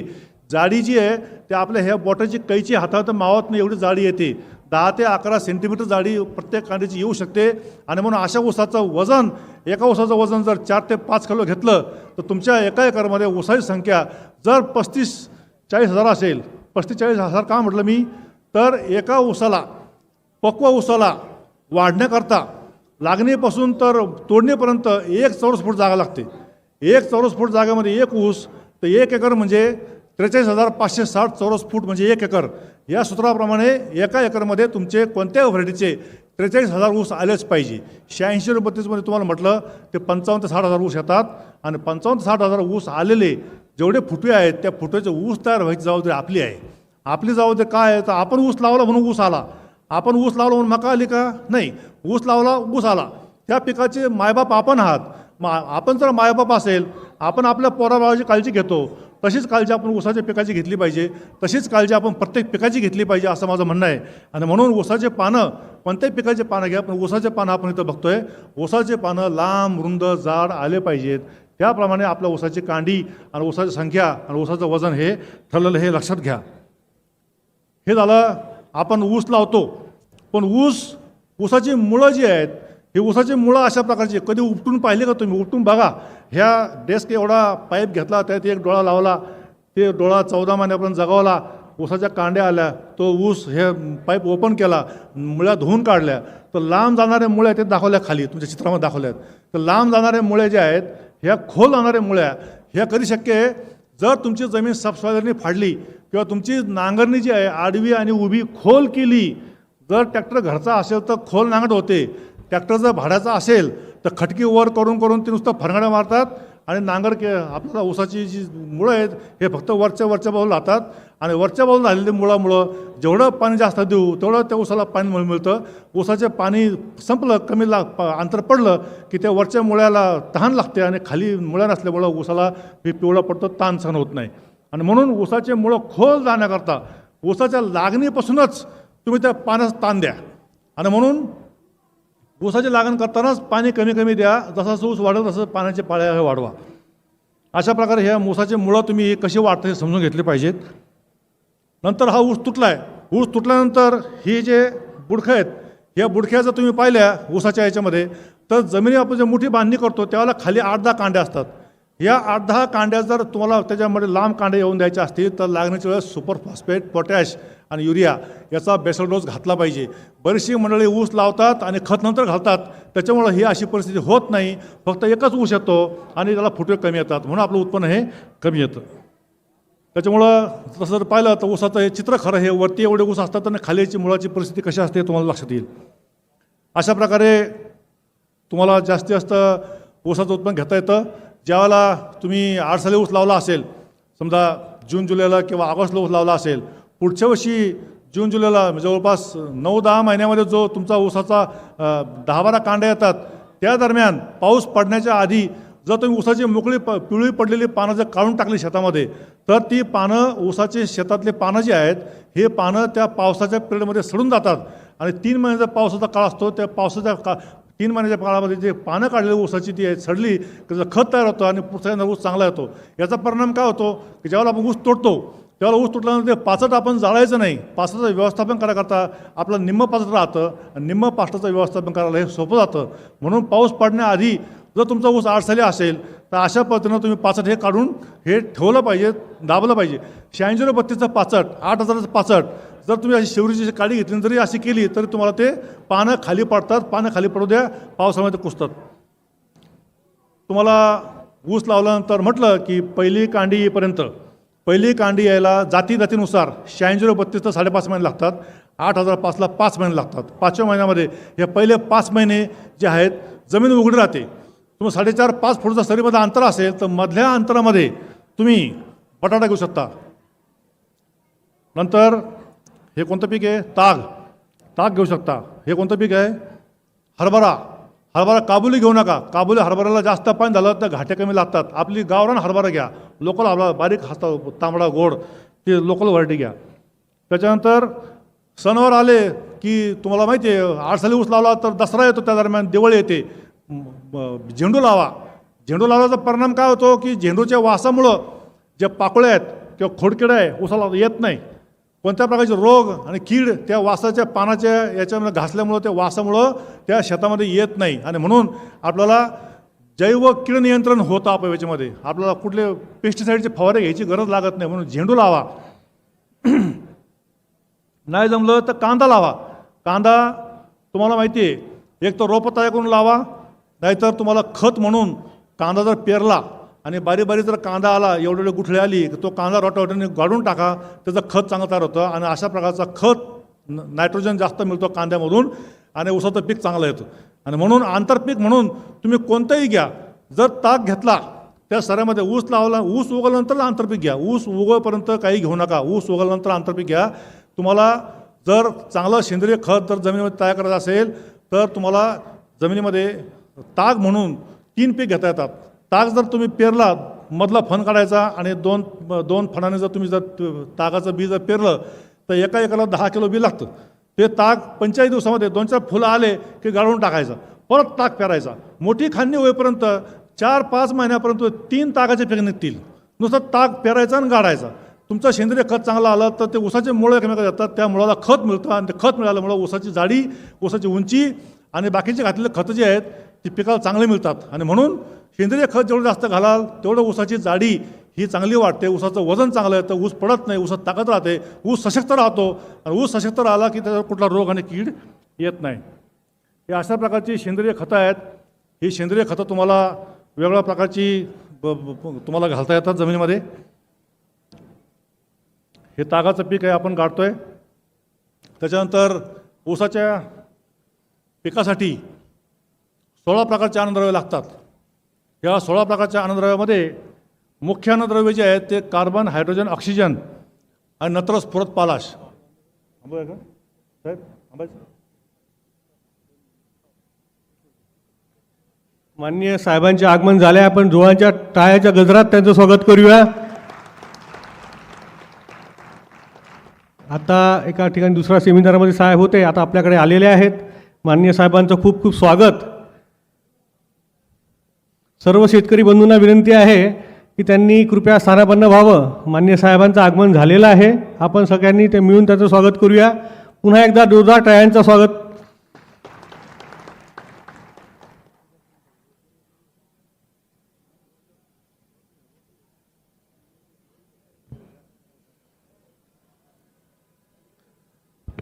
आपले लाडके नेते आदरणीय नामदार नितीनजी गडकरी साहेब इथे आलेले आहेत. त्यांचं स्वागत. मी डॉक्टर रमेश हापसे ऊसाचं जास्तीत जास्त उत्पादन घेण्याकरता कुठल्या कुठल्या उपाययोजना कराव्या लागतील त्याबद्दल बोलत होतो. आत्तापर्यंत मी ऊसाचं उत्पादन जास्तीत जास्त घेण्याकरता जागतिक स्तरावरील आकडे, राज्यस्तरीय उत्पन्नाचे आकडे, तसेच ज्या ज्या शेतकऱ्यांनी 125 टनाच्या पुढे उत्पादन घेतलं त्यांची काही नावं या ठिकाणी सादर केली. त्यांच्या शेतातले फोटो काही सादर केले होते. त्याच्यानंतर ऊसाचं जास्तीत जास्त उत्पन्न घेण्याकरता ज्या काही 8-10 गोष्टींची आवश्यकता असते त्याच्यामध्ये ऊसाच्या जाती, लागवडीचा हंगाम, जमिनीची मशागत, बेनिमळ्यातलं बेणं, लागवड पद्धत, पाणी व्यवस्थापन, खत व्यवस्थापन, कीड रोग व्यवस्थापन आणि सगळ्यात शेवटचा होता तो खोडा व्यवस्थापन. या गोष्टीवर मी बोलत होतो. याच्याप्रमाणे ऊसाच्या वाढीकरता खत व्यवस्थापनामध्ये सगळ्यात महत्त्वाची गोष्ट आपण समजून घेतली पाहिजे की ऊसाच्या पिकाला 16 प्रकारचे अन्नद्रव्ये लागतात. त्या 16 प्रकारच्या अन्नद्रव्यामध्ये मुख्य अन्नद्रव्य, दुय्यम अन्नद्रव्य आणि सूक्ष्म म्हणजे कमी प्रमाणात लागणारे अन्नद्रव्य आहेत. तर मुख्य अन्नद्रव्यामध्ये आपण निसर्गामध्येच कर्ब आहे किंवा जमिनीमधून कर्ब घालतो, सेंद्रिय कर्ब. पाण्यामधून हायड्रोजन आणि ऑक्सिजन मिळतो आणि नत्र आणि स्फुरद, पालाश म्हणजे ही खताच्या रूपात आपण घालत असतो. सूक्ष्म अन्नद्रव्य ही दुय्यम सूक्ष्म अन्नद्रव्य जे आहेत, दुय्यम घटक जे कॅल्शियम, मॅग्नेशियम आणि गंधक आहे. आणि अति कमी प्रमाणात लागणारी जी घटक आहेत ती लोह, जस्त, मॅंगनीज, तांबे, बोरॉन आणि मॉलिब्डेनम, क्लोरीन. ही नावं आपल्याला माहीत नाही परंतु ती लागतात. आपण त्याचा कधी विचार करत नाही आणि म्हणून ऊसाच्या उत्पन्नामध्ये आपल्याला कमी मार्क मिळून आपलं उत्पन्न कमी येतं. आणि म्हणून ऊसाच्या उत्पन्नामध्ये ह्या 16 प्रकारच्या अन्नद्रव्याचा अभ्यास करून ती त्या पिकाला घातलीच पाहिजे. ऊसच काय, कोणत्याही पिकाला ही 16 प्रकारचे अन्नद्रव्ये लागतात. जिथं जिथं ही अन्नद्रव्याचं प्रमाण कमी पडतं, पहिले जे 6 आहेत त्या 6मध्ये एक जरी अन्नद्रव्य कमी पडलं तर 20% उत्पन्न कमी होतं. आणि म्हणून ह्या बारीक बारीक गोष्टींचा अभ्यास केला पाहिजे आणि त्याचा उपयोग आपण शेतामध्ये घातला पाहिजे. ऊसाच्या पिकामध्ये फक्त 4 वेळेस आपलं खतं घालावं लागतात. 4 वेळेस खतं घालताना लागणीच्या वेळेस ज्यांनी खतं घातली त्या लागणीच्या वेळेस खतं घातल्यानंतर उगवण चांगले होते आणि फुटाचं प्रमाण चांगलं येतं.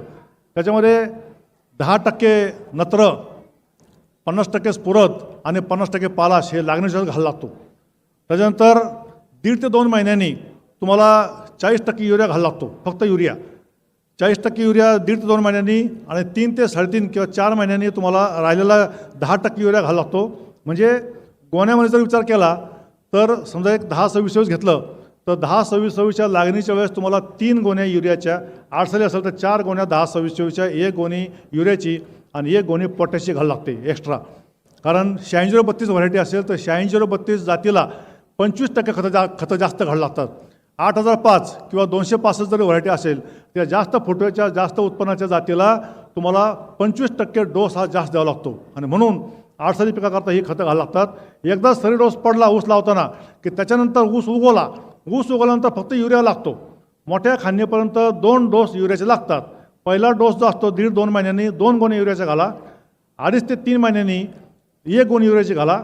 आणि मोठी भरणी आपण जेव्हा करतो, ज्यावेळेला कांडी लागते, पहिले कांडी दिसते, ज्यावेळेला पास्टाचं टोपण जेव्हा बाजूला होतं त्यावेळेला चौथा डोस असतो त्याला मोठी भरणीच्या वेळेस जो लागण डोस घातला 4 गोण्या 10-26-24च्या, 1 गोणी सुपर युरियाची आणि 1.5 गोणी सुपर म्युरेट ऑफ पोटॅशची, याच्याबरोबर सूक्ष्म अन्नद्रव्य हे 10 किलो आपल्याला लोह आणि तांब आणि सल्फर हे दुय्यम अन्नद्रव्य आपल्या ऊसाला पडली पाहिजेत. आणि सूक्ष्म अन्नद्रव्याची हे 10 किलो लागण्याच्या वेळेस आणि मोठ्या खाण्याच्या वेळेस पडली पाहिजेत. याच्याबरोबर आपली ही जी खतं तयार केली आहेत कारखान्यांनी, ह्या 10 गोण्या लागण्याच्या वेळेस टाका आणि मोठ्या खाण्याच्या वेळेस 10 गोण्या टाका. आणि ही जी सूक्ष्मद्रव्य घातली आहेत याच्यामध्ये जीवाणू खतं आहेत, काही सूक्ष्मद्रव्य आहेत, ती जोपर्यंत ऊस आपल्या उंचीपर्यंत आहे, डोक्याच्या उंचीपर्यंत आहे, तोपर्यंत आपल्याला दर 15 दिवसाला किंवा 21 दिवसाला फवारण्या करता येतात. अशा प्रकारच्या जेवढ्या जास्तीचा फवारण्या युरिया, पांढरा पोटॅश किंवा अमोनियम सल्फेट किंवा ही तुमची जी अमोनियम जे खतं तयार केलेली आहेत कारखाने एकदम स्वस्त, ती जर तुम्ही जर फवारणीद्वारे जर दिली तर तुम्हाला ड्रोनद्वारे ह्या ऊसाला खतं घालता येतात. मंडळी, ऊसाला खतं उगवणीपासून तर मोठी खांदी येईपर्यंतचा हा जो पिरियड आहे, या पिरियडला जर सांभाळले तर सगळ्यात जास्त खतं ह्या सुरुवातीचे 6 महिने लागतात. ही सुरुवातीचे 6 महिने घातलेली खतं पुढचे 6 महिने पुरतात. आणि म्हणून 12 ते 14 महिन्यापर्यंत तुम्ही पहिले 6 महिने खतं घातले तर तो ऊस चांगला येतो. आणि म्हणून 16 महिन्याचं पीक आहे 265 किंवा 8632, याला तुम्हाला 25% डोस जास्त घालावा लागतो. आणि म्हणून पहिले 6 महिने त्या पिकाची सेन्सिटिव्ह म्हणजे अगदी संवेदनशील स्थिती असते. आणि म्हणून ऊसाच्या शेतामध्ये ऊस लावल्यापासून तर मोठी खांदी, मोठी भरणी होईपर्यंत आपलं जातीनं लक्ष दिलं पाहिजे, तर हा ऊस चांगला येतो. त्याच्यानंतर या तुम्हाला गोण्यामध्ये मी सांगितलेलं आहे काय काय द्यायचं ते. त्याच्याबरोबर एक जो कारखान्याचं बायोवर कंपोस्ट आहे, जर तुमच्या गांडूळ खतं असेल उपलब्ध गांडूळ खत घालता येतं. त्याच्यानंतर जीवाणू खतं आहेत, मग त्याच्यामध्ये स्फुरद विरघळणारे जीवाणू आहेत, पोटॅश विरघळणारे जीवाणू आहेत, नत्र स्थिर करणारे जीवाणू आहेत. आणि याचबरोबर तुम्हाला मी मागे सांगितलं की जर रुंद सरी पडत असेल, 4.5 फुटाची 5 फुटाची सरी असेल तर तुमच्या मधल्या पट्ट्यामध्ये अशी पिकं घ्या की त्या पिकामुळं हवेतला जो युरिया आहे, मंडळी हवेमध्ये 78% नत्र आहे हवेमध्ये मुक्त स्थितीमध्ये. आणि हा 78% नत्र फक्त द्विदल वनस्पती घेऊ शकते. आणि म्हणून ऊसाच्या पिकामध्ये आंतरपीक म्हणून मूग, उडीद, सोयाबीन, हरभरा किंवा ताग किंवा मेथी किंवा कोथिंबीर ही जर घेतली तर ह्या पिकाच्या मुळावरती गाठी असतात, तर त्या गाठी हवेतला युरिया शोषून घेऊन त्या पिकाला देता येतात. आणि म्हणून आंतरपिकं ही प्रत्येक पिकामध्ये घेतलीच पाहिजे की जेणेकरून त्याचं खत तयार होतं, युरिया तयार चांगला मिळतो आणि ऊसाचं पीक चांगलं येतं. अशा पद्धतीनं शेवटी तुम्हाला म्हटलं की जीवामृत जे 100 लिटर पाण्यामध्ये 20 किलो गाईचं शेण, 10 किलो गूळ, 10 किलो डाळीचं पीठ आणि काही मंडळी ताकाचं पाणी टाकतात, दह्याचं पाणी टाकतात, तूपसोड टाकतात आणि घराच्या काट्याप्रमाणे जर फिरवलं तर 8 दिवस त्याला सकाळ संध्याकाळ घुसळलं आणि झाकून ठेवलं तर चांगल्या प्रकारचं आंबट गोड असं जीवामृत तयार होतं. हे 15 लिटरच्या पंपामध्ये 1 लिटर हे टाकल्यानंतर फवारलं तर ऊसाची पानाचा रंग आहे, जाडी, ऊसाची लांबी, रुंदी ही वाढते आणि ऊसाचं वजन हे चांगलं यायला आपल्याला मदत होते. ही आपली कारखान्याची सगळी भूसंजीवक, भूसुरक्षा ही वेगवेगळ्या प्रकारची नावाची सगळी खतं आहेत, अतिशय उत्तम खतं आहेत. ज्या ज्या शेतकऱ्यांनी हे खतं घालून जास्त जास्त फायदा घेतला आहे त्याच्यापैकी अनेक शेतकऱ्यांची नावं मला जांभूळकर साहेबांनी सांगितली होती. त्याच्यापैकीच आपले गडकरी साहेबांसुद्धा आपल्या शेतामध्ये ही असली खतं वापरून जवळपास 85 टन एकरी उत्पादन काढून त्यांनी त्या स्वतः शेतामध्ये दाखवलेलं आहे की असं म्हणतात फक्त पश्चिम महाराष्ट्रामध्ये उत्पन्न चांगलं येतं, आपल्या भागात उत्पन्न चांगलं येतं. कदाचित 100 टनाच्या पुढे सुद्धा आपल्या काही शेतकऱ्यांनी आडसाली याच्यामध्ये पिकं घेतलेली आहेत. तेव्हा ही स्वस्त खतं, आपली खतं जास्त घातली तरी जास्त फायद्याची आहेत, हे आपण घातली पाहिजेत. आता जर खतं नाही घातली, सूक्ष्मद्रव्य नाही घातली तर वेगवेगळ्या खताचे वेगवेगळे परिणाम आहेत. म्हणजे लोह जर कमी पडलं तर काय होतं, जास्त कमी पडलं तर काय होतं, मॅंगनीज कमी पडलं तर काय होतं, कॉपर बोरॉन नाही घातलं तर काय होतं. या अशा प्रकारचे ऊस हा आपला पिवळा पडतो आणि ऊसाचं उत्पन्न चांगलं येत नाही. आणि म्हणून सगळ्या प्रकारचे खतं जर घातली तर आपल्याला हा ऊस असा जाड लांब काढायचा आला पाहिजे. हातामध्ये 2 बोटामध्ये ऊस न मावता आला पाहिजे, असा ऊस आला पाहिजे. अशा प्रकारे आपला हा ऊस झाला पाहिजे, जेणेकरून पाणी व्यवस्थापनामध्ये जर पाहिलं तर 8 साली पीक 2 पावसाचं पीक पाणी खातं. 2 पावसाचं पाणी 8 साली पिकाला मिळतं. पूर्व हंगामाला फक्त 1 पाऊस मिळतो. तरी पण आपल्याला पूर्व हंगामी जर पाहिलं तर जवळपास 1.25 कोटी लिटर पाणी आपण पूर्व हंगामामध्ये पिकाला वापरतो आणि 8 साली तेवढंच वापरतो, फक्त पावसाचं पाणी जास्त असतं. हे जर पाणी तुम्ही ड्रीपने वापरलं तर तुमचं निम्म पाणी वाचतं आणि 24 तास आणि 365 दिवस म्हणजे वर्षभर वापसा राहून ऊसाचं पीक चांगलं येतं. आणि म्हणून ठिबक सिंचन केलं पाहिजे. ठिबक सिंचन जर नाही जमलं तर सरी पाणी दिलं पाहिजे. आणि जी खतं 100% विरघळतात ते खताची तुम्हाला काही नावं दिली आहे, त्याच्यामध्ये 19 आहे, 05234 आहे, असे अनेक प्रकारचे खतं आहेत. फॉस्फरिक ॲसिड आहे, त्यात आपली पण काही खतं आहेत, त्याची खतं आपण त्या 100% पाण्यामध्ये विरघळतात. हीच खतं आपण ऊसाला जर फवारणीद्वारे दिली तर ऊसाचं उत्पन्न आपलं चांगलं येतं. बरीचशी मंडळी ऊस तुटून गेल्यानंतर पाचच जाळतात. आपल्या भागामध्ये प्रथा आहे की जास्त गडबड झालं म्हणून आपण पाचच जाळतो. पण मंडळी 9632 व्हरायटी असेल तर एका एकरामध्ये 4 ते 5 टन पाच असतं. 4 ते 5 टन पाच जर कुजलं शेतामध्ये तर तुम्हाला चांगल्या प्रकारचं खत शेतात तयार होतं. आणि म्हणून ज्या पानांनी साखर तयार केली ते पानं जर तुम्ही परत कुजून घातली तर पुढचा येणारा खोडवा चांगला येतो. आणि अशा प्रकारे पाचच जाळून मग आपण काय करतो की फुल पाणी देतो. फुल पाणी देऊन पुन्हा आणखीन जे काही शिलिका राहिली त्या राखेची ती राखसुद्धा आपण जास्त पाणी देऊन हे खाली घालतो. आणि म्हणून या येणारं पुढचं पीक आहे हे आपलं 25-30 टनाच्या पुढं येत नाही. तेव्हा ही ठिबक सिंचन अशा पद्धतीनं जर तुम्ही केली 4.5 फुटावरती एक ड्रिपर टाकून तुम्हाला चांगल्या प्रकारचं पीक हे घेता येतं. म्हणून अनेक प्रकारचे पाणी देण्याच्या या पद्धती आहेत. रेनगन आहे, ड्रीप आहे, मायक्रो स्प्रिंकलर आहे. अशा प्रकारे आपल्याला या पिकामध्ये पाणी व्यवस्थापन करता येतं. पाणी व्यवस्थापन पाणी जरी जास्त असेल जपून वापरलं तर आपल्याला जास्त उत्पन्न मिळतं. आता जगाच्या पाठीवर जर तुम्ही पाहिलं तर शेतामध्ये शेतकरी काम करीत नाही. आणि म्हणून यंत्र आता लागण्याकरता यंत्र आहे, ऊस तोडण्याकरता यंत्र आहे, खत पेरण्याकरता यंत्र आहे. आणि म्हणून काही यंत्र अशी आहेत की ऊसाच्या सऱ्या पाडतं, बेनं तोडतं, बेनं खाणतं, बेनं पुरतं, बेनाला ते प्रक्रिया करतं, टिपरा पण बुजवतं. अशा प्रकारची लागणीची यंत्र आहेत. तोडणीची यंत्र तर आपल्याला माहितीच आहेत, हार्वेस्टर प्रत्येक ठिकाणी आलेले आहेत. अशा प्रकारे ऊसाला तोडणी यंत्र जर ऊस तोडायचा असेल तर रुंद सरी ही 4.5-5 फुटाची केली पाहिजे की जेणेकरून ऊस उभा राहायला पाहिजे. आणि म्हणून ऊस उभा राहायचा असेल तर सगळ्या खत मात्रा पाणी व्यवस्थापन हे वेळेत केलं पाहिजे. त्याच्यानंतर एवढं करूनही जे शत्रू आहेत ऊसाच्या पिकाचे शत्रू आहेत त्याला किडी आहेत आणि रोग आहेत. आपल्याला बऱ्याच मंडळीला रोग आहे का कीड हे माहीत नसतंय. रोग हा ऊसाच्या पानावरती असतो, पानावर, आणि किडी ह्या पानाच्या खाली आपल्या असतात. हे आपल्याला बऱ्याच वेळा माहीत नसतं. आणि म्हणून आपण ऊसाला किडीला रोग म्हणतो, रोगाला किडी म्हणतो. ज्या ज्या ठिकाणी सध्या आता पाऊस पडून गेलेला आहे तर तुम्हाला पांढरा लोकरी मावा, जिथे इथं झाड आहे बांधाला त्या ठिकाणी पांढरा लोकरी मावा आहे. पण पांढरा लोकरी मावा 100% पसरलेला नाही. एक 15 वर्षापूर्वी सगळ्या महाराष्ट्रामध्ये लोकरी मावा आला होता, पांढरा लोकरी मावा. पण त्या पांढरा लोकरी मावा खाणारे त्याला किडे असतात, त्याला मगरीसारख्या काही आळी आहेत, काही असे किडे आहेत की ते त्या किड्याला खात असतात. त्यामुळे कुठलेही पेस्टिसाईड किंवा साबणाचं पाणी मारू नका. दुसरी जी आळी आहे ती हुमणी म्हणजे शी आकाराची आळी. शी आकाराची आळी जी मोठी आपल्या हातात मावत नाही, ती 4थ्या स्टेजची आहे. खरी ती आळी बारीक असते आणि ते भुंगे असतात. ज्यावेळेला उन्हाळ्यामध्ये अवकाळ्या पाऊस पडतो त्या अवकाळ्या पावसाच्या वेळेला बोरीच्या झाडावर किंवा लिंबाच्या झाडावरती हे किडे येतात आणि त्याचं मिलन होतं. आणि ते मिलन झाल्यानंतर हे किडे आपल्या जमिनीमध्ये अंडी घालतात आणि मग ऊस लागणीच्या पिरियडमध्ये अंड्याच्या आळ्या येतात आणि त्या आळ्या मुळं खाऊन ऊस नाश करतात. तेव्हा अशा किडीचा आपण अभ्यास केला पाहिजे. त्याला हे मारणारे काही बरेचसे लिक्विड बायो फर्टिलायझर आहेत, ते आपल्या याच्यामध्ये सुद्धा इथं आहेत. म्हणजे EPN, BVM अशा नावाचे जे काही बुरशी आहेत हे आपल्याला या पिकामध्ये घालता येतात. हा असा पांढरा लोकरी मावा आहे.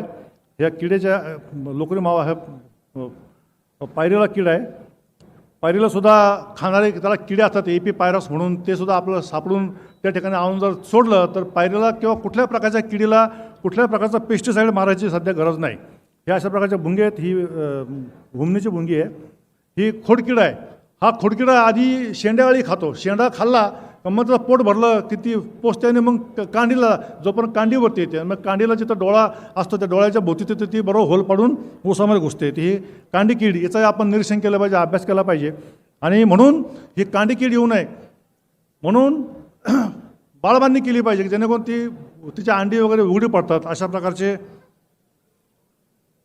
या किडी आहेत. त्याच्याप्रमाणे रोग येऊ नये म्हणून रोगासाठी तुम्हाला बेणे प्रक्रिया ही केली पाहिजे. अनेक प्रकारचे रोग आहेत. गवती वाढ आहे, कानी आहे, नंतर पोक्काबोंग आहे, ऊस रंगणे आहे. अशा प्रकारचे रोग हे कीड येऊ नये म्हणून तुम्हाला बेणे प्रक्रिया केली पाहिजे. बेणे प्रक्रिया करून जर ऊस लावला तर कुठल्या प्रकारचा रोग येत नाही. मध्यंतरीच्या काळात आता थंडीचा पिरियड येईल पुढच्या महिन्यामध्ये. थंडीचा पिरियडमध्ये काय होतं, थंडीची लाट आली की हिरवे प्लॉट सगळे वाळून जातात. तर वाळून गेलेले प्लॉट यांनी जर कट करून टाकले कटरनी आणि जर ती येणारे फुटवर जर युरिया फवारला तर चांगला होऊ शकतो. आणि म्हणून असा शॉकसुद्धा आपल्याला थंडीच्या काळामध्ये हे असे बसू शकतो.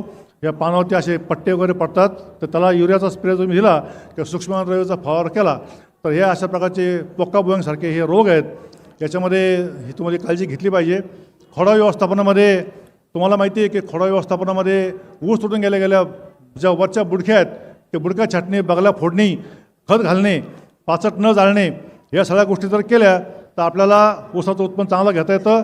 आवर्षण काळामध्ये ऊसाचं आपलं उत्पन्न घ्यायचं असेल तर पाचच जाळू नका. आणि आपल्याला माहिती आहे उन्हाळ्यामध्ये तापमान वाढतं तर पोटॅश 2% पोटॅशच्या फवारे घ्या. VSIने काढलेलं वसंत ऊर्जा त्याचं फवारे घ्या. किंवा आपल्याकडे इथं जे ॲसिटोबॅक्टर नावाचं कल्चर आहे त्याच्या फवारे घ्या. फवारे घेण्याकरता ड्रोन आपल्या स्टॉलवर ठेवलं, ड्रोनचा उपयोग करा. किती जर ऊस मोठा आला तर फवारणं टाळू नका. फवारणीतून आपले खतं वाया जात नाहीत, उलट त्या पिकाला चांगली मिळतात. अशा प्रकारे या तुम्हाला जीवामृताचा तुम्हाला मी सांगितलं जीवामृत कसं तयार करायचं ते. ह्या काही आठवणी आहेत माझ्या पूर्वीच्या आयुष्यातल्या VSIला असताना.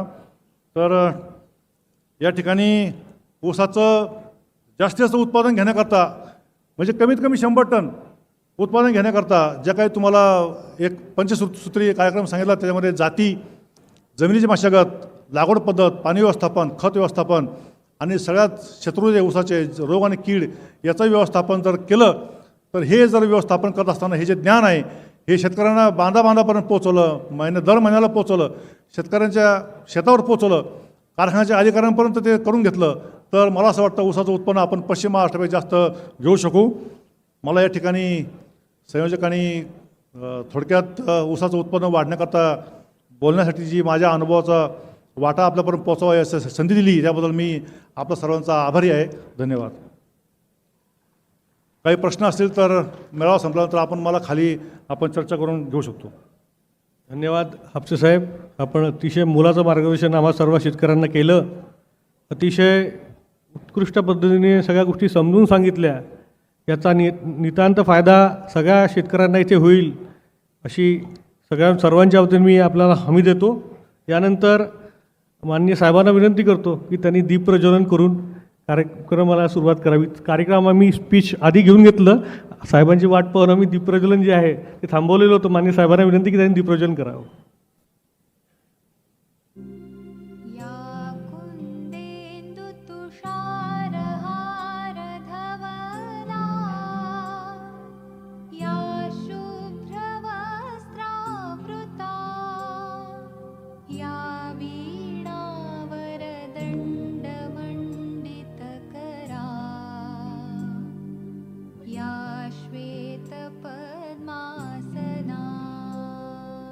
नंतर मी माननीय साहेबांना विनंती करतो की त्यांनी आपल्याला मार्गदर्शन करावं.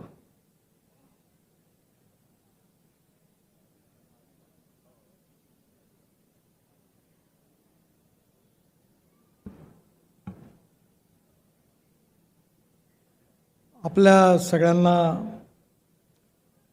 ऊसाचं एकरी उत्पादन कसं वाढवावं म्हणून मार्गदर्शन करण्याकरता आलेले आदरणीय कापसेजी, आपल्या कारखान्याचे तिन्ही कारखान्याचे सर्व उपाध्यक्ष महोदय, आपली सगळी संचालक मंडळी आणि उपस्थित सर्व शेतकरी बांधवांना आणि बहिणींना, आपल्या सगळ्यांच्या सहकार्यामुळे आपण ऊसाच्या क्षेत्रामध्ये संघर्ष करत सातत्याने कारखाना चालवतो आहे. कारखाना चालवत असताना प्रॉफिट मिळत नाही, उलट लॉस होतो. साधारणतः 30 कोटी रुपये वर्षाचं नुकसान आहे. पण आपण या आशेवर चालवतो की ज्या दिवशी आपलं क्रशिंग 10 लाखाच्या वरती जाईल त्या दिवशी आपण निश्चितपणे नो प्रॉफिट नो लॉसवर येऊ. पण जे इथेनॉल आणि पॉवरमध्ये आपल्याला जे पैसे मिळतात ते आपल्याला साखरेमध्ये गमवावे लागतात. साखरेमधली सध्याची स्थिती अशी आहे की ऊसाचे पैसे ताबडतोब दिले पाहिजे अशी शेतकऱ्याची अपेक्षा आहे आणि ती बरोबर पण आहे. पण साखर तयार केल्यानंतर मात्र ती आपण वर्षभर विकू शकत नाही. जेवढा स्टॉक असतो त्याच्यामध्ये कंट्रोल असल्यामुळे केवळ 10% साखरेचं आपल्याला परमिशन विकायला मिळते. त्यामुळे आपली पूर्ण साखर विकता विकता आपल्याला 1 वर्ष लागतं आणि हे वर्ष लागत असल्यामुळे ऊसाचे पैसे ताबडतोब मिळण्यामध्ये अडचणी येतात. तरी पण आपण हळूहळू कबूल केल्याप्रमाणे साधारण ऊस घेतल्यानंतर आपण ते पैसे निश्चित कालावधीत ठरवतो त्याप्रमाणे देण्याचा प्रयत्न करतो. येत्या वर्षामध्ये आपण मोठ्या प्रमाणावर इथेनॉल आणि अल्कोहोल तयार करत असल्यामुळे त्यातून आपण पुन्हा पैसे देण्याचाही पण प्रयत्न करत असतो. या सगळ्या ऊसाच्या शेतीमध्ये सगळ्यात महत्त्वाची गोष्ट अशी आहे की आज कापसे साहेबांनी आपल्याला मार्गदर्शन केलं की आपल्या इथे पश्चिम महाराष्ट्रामध्ये कोल्हापूर जिल्ह्यात, सांगली जिल्ह्यात, विशेषतः अहमदनगर आणि मराठवाड्यात देखील ऊसाचं एकरी उत्पादन खूप जास्त आहे आणि कारखान्याचं क्रशिंग पण जास्त आहे. त्यामुळे तिथले कारखाने आज ते चालवू शकतात. पण विदर्भामध्ये ही स्थिती बदलवण्याकरता आपल्याला अजून मोठ्या प्रमाणावर यामध्ये ऊसाची लागवड करण्याची आवश्यकता आहे. यावर्षी आपण यवतमाळ जिल्ह्यातला वसंत साखर कारखाना हा चालवायला घेतलेला आहे. तिथे जे हेमंत पाटील म्हणून आपले खासदार होते त्यांनी तो घेतला विकत. ते अडचणीत आले आणि त्यांनी विनंती केली म्हणून त्यांच्याबरोबर आपण तो यावर्षी चालवतो आहे आणि कालपासून त्याचं क्रशिंग सुरू झालं. पण तिथे कारखाना चालवणं याकरता सोपी आहे की त्या भागामध्ये जवळपास 16 ते 18 लाख टन ऊस उपलब्ध आहे आणि त्यामुळे आपण यावर्षी त्या कारखान्यात कमीत कमी 5 ते 6 लाख टनाचं क्रशिंग करू. आपल्याला जे मोलायसेस लागतं 2 लाख टन मळी ही त्या कारखान्यातून आपल्याकडे आली तर आपल्याला बाहेरून विकत घ्यावी लागणार नाही. या कारखान्याच्या इकॉनॉमिक्समध्ये सगळ्यात महत्त्वाची गोष्ट कोणती असेल तर आपल्या शेतकऱ्याचं एकरी उत्पन्न आपण कसं वाढवलं पाहिजे हा सगळ्यात मोठं चॅलेंज आहे. माझी आपल्या संचालकांना आणि कारखान्याचे जे MD आणि अधिकारी आहेत त्यांना अशी विनंती आहे की ज्या शेतकऱ्यांनी यशस्वीपणे रेकॉर्ड ब्रेक ऊसाचं उत्पादन काढलेलं आहे त्याच्या शेतावर मेळावे आयोजित करून आपण शेतकऱ्यांना त्यांनी कसं मिळवलं तर तो जर मिळवू शकतो तर तुम्ही का मिळवू शकत नाही याकरता त्यांना प्रशिक्षण देऊन त्यातलं मार्गदर्शन करण्याची आवश्यकता आहे. आणि या संचालकांनी आणि आपल्या कर्मचाऱ्यांनी पुढाकार घेतला आणि आपल्या सर्व शेतकऱ्यांचं उत्पन्न जर वाढलं तर नक्कीच शेतकरी करोडोपती झाल्याशिवाय राहणार नाही आणि आपलं स्वप्न पूर्ण होईल. मी या संदर्भामध्ये जसं आपण या ठिकाणी येता तसा 15 वर्षापासून मी माझी पत्नी आम्ही साधारणतः या सेमिनारचं अटेंड करतो आणि आमच्याकडे जो काम करतो तोही पण अटेंड करतो. मला मागच्या वर्षी 88 टन ऊस एकरी झाला आणि तो व्हायचं मुख्य कारण काय आहे त्याच्यावर मी काही कापसेंसारखा एक्सपर्ट नाही आहे, पण काही गोष्टी मी आपल्या सगळ्यांना माझ्या अनुभवातून सांगतो. पहिली गोष्ट, आपल्या इथे जी पाचट आहे ती आपण बिलकुल जाळता कामा नये. ती पाचट जी आहे ती मुरवून त्याचं खत तयार करणं अतिशय आवश्यक आहे. आपल्या जमिनीचं परीक्षण करून आपल्या जमिनीमध्ये कोणती द्रव्य आहेत, खनिज द्रव्य आहेत, NPKचं पर्सेंटेज किती आहे, काय कमी आहे, ऑर्गॅनिक कार्बन किती आहे, या सगळ्याचा अभ्यास करून पहिले त्याचं टेस्टिंग करून घ्या. आपल्या इथे आनंदराव राऊत आपले संचालक बसले आहेत. त्यांच्या अनुभवातून आपल्या सगळ्यांना शिकायला मिळालं की त्यांच्याकडे एकरी 104 टन ऊस झाला. याचं कारण त्यांचं ऑर्गॅनिक कार्बन जे होतं ते 0.85% होतं. आणि मी जेव्हा माझ्याकडे आमची जमीन तपासली तेव्हा माझ्याकडे 0.30 होतं. आणि मग माझ्या असं लक्षात आलं की आपल्याकडच्या शेतीतलं ऑर्गॅनिक कार्बन जोपर्यंत वाढत नाही तोपर्यंत काही आपण हा रेकॉर्ड काही गाठू शकत नाही. आणि म्हणून मी मोठ्या प्रमाणावर कंपोस्ट खत आणि नागपुरातूनही शेणखत होतं ते विकत घेतलं. आणि सगळ्यात महत्त्वाचं म्हणजे आपल्या कारखान्यात आपण भूसुरक्षा नावाचं खत तयार करतो. ते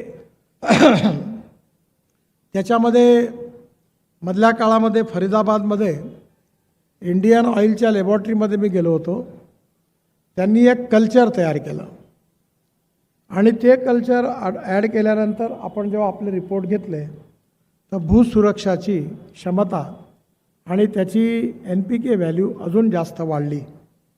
आणि म्हणून आता आपण 3 ठिकाणी म्हणजे यवतमाळमध्ये, नंतर पूर्ती कारखाना बेल्याला आणि यवतमाळला, तिन्ही ठिकाणी आपण जवळपास 50 ते 60 हजार टन भूसुरक्षा खत हे इंडियन ऑइलचं कल्चर वापरून तयार करणार आहे.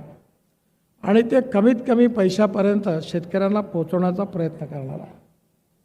दुसरी महत्त्वाची गोष्ट म्हणजे आपल्या इथे तुम्ही बघितलं असेल एक बायोचार, म्हणजे बांबूपासून, तणसापासून, तुराट्यापासून, ज्वारीच्या फणापासून जे वेस्ट आहे, इथे एक स्टॉल आहे, त्याचं एक मशीन आहे.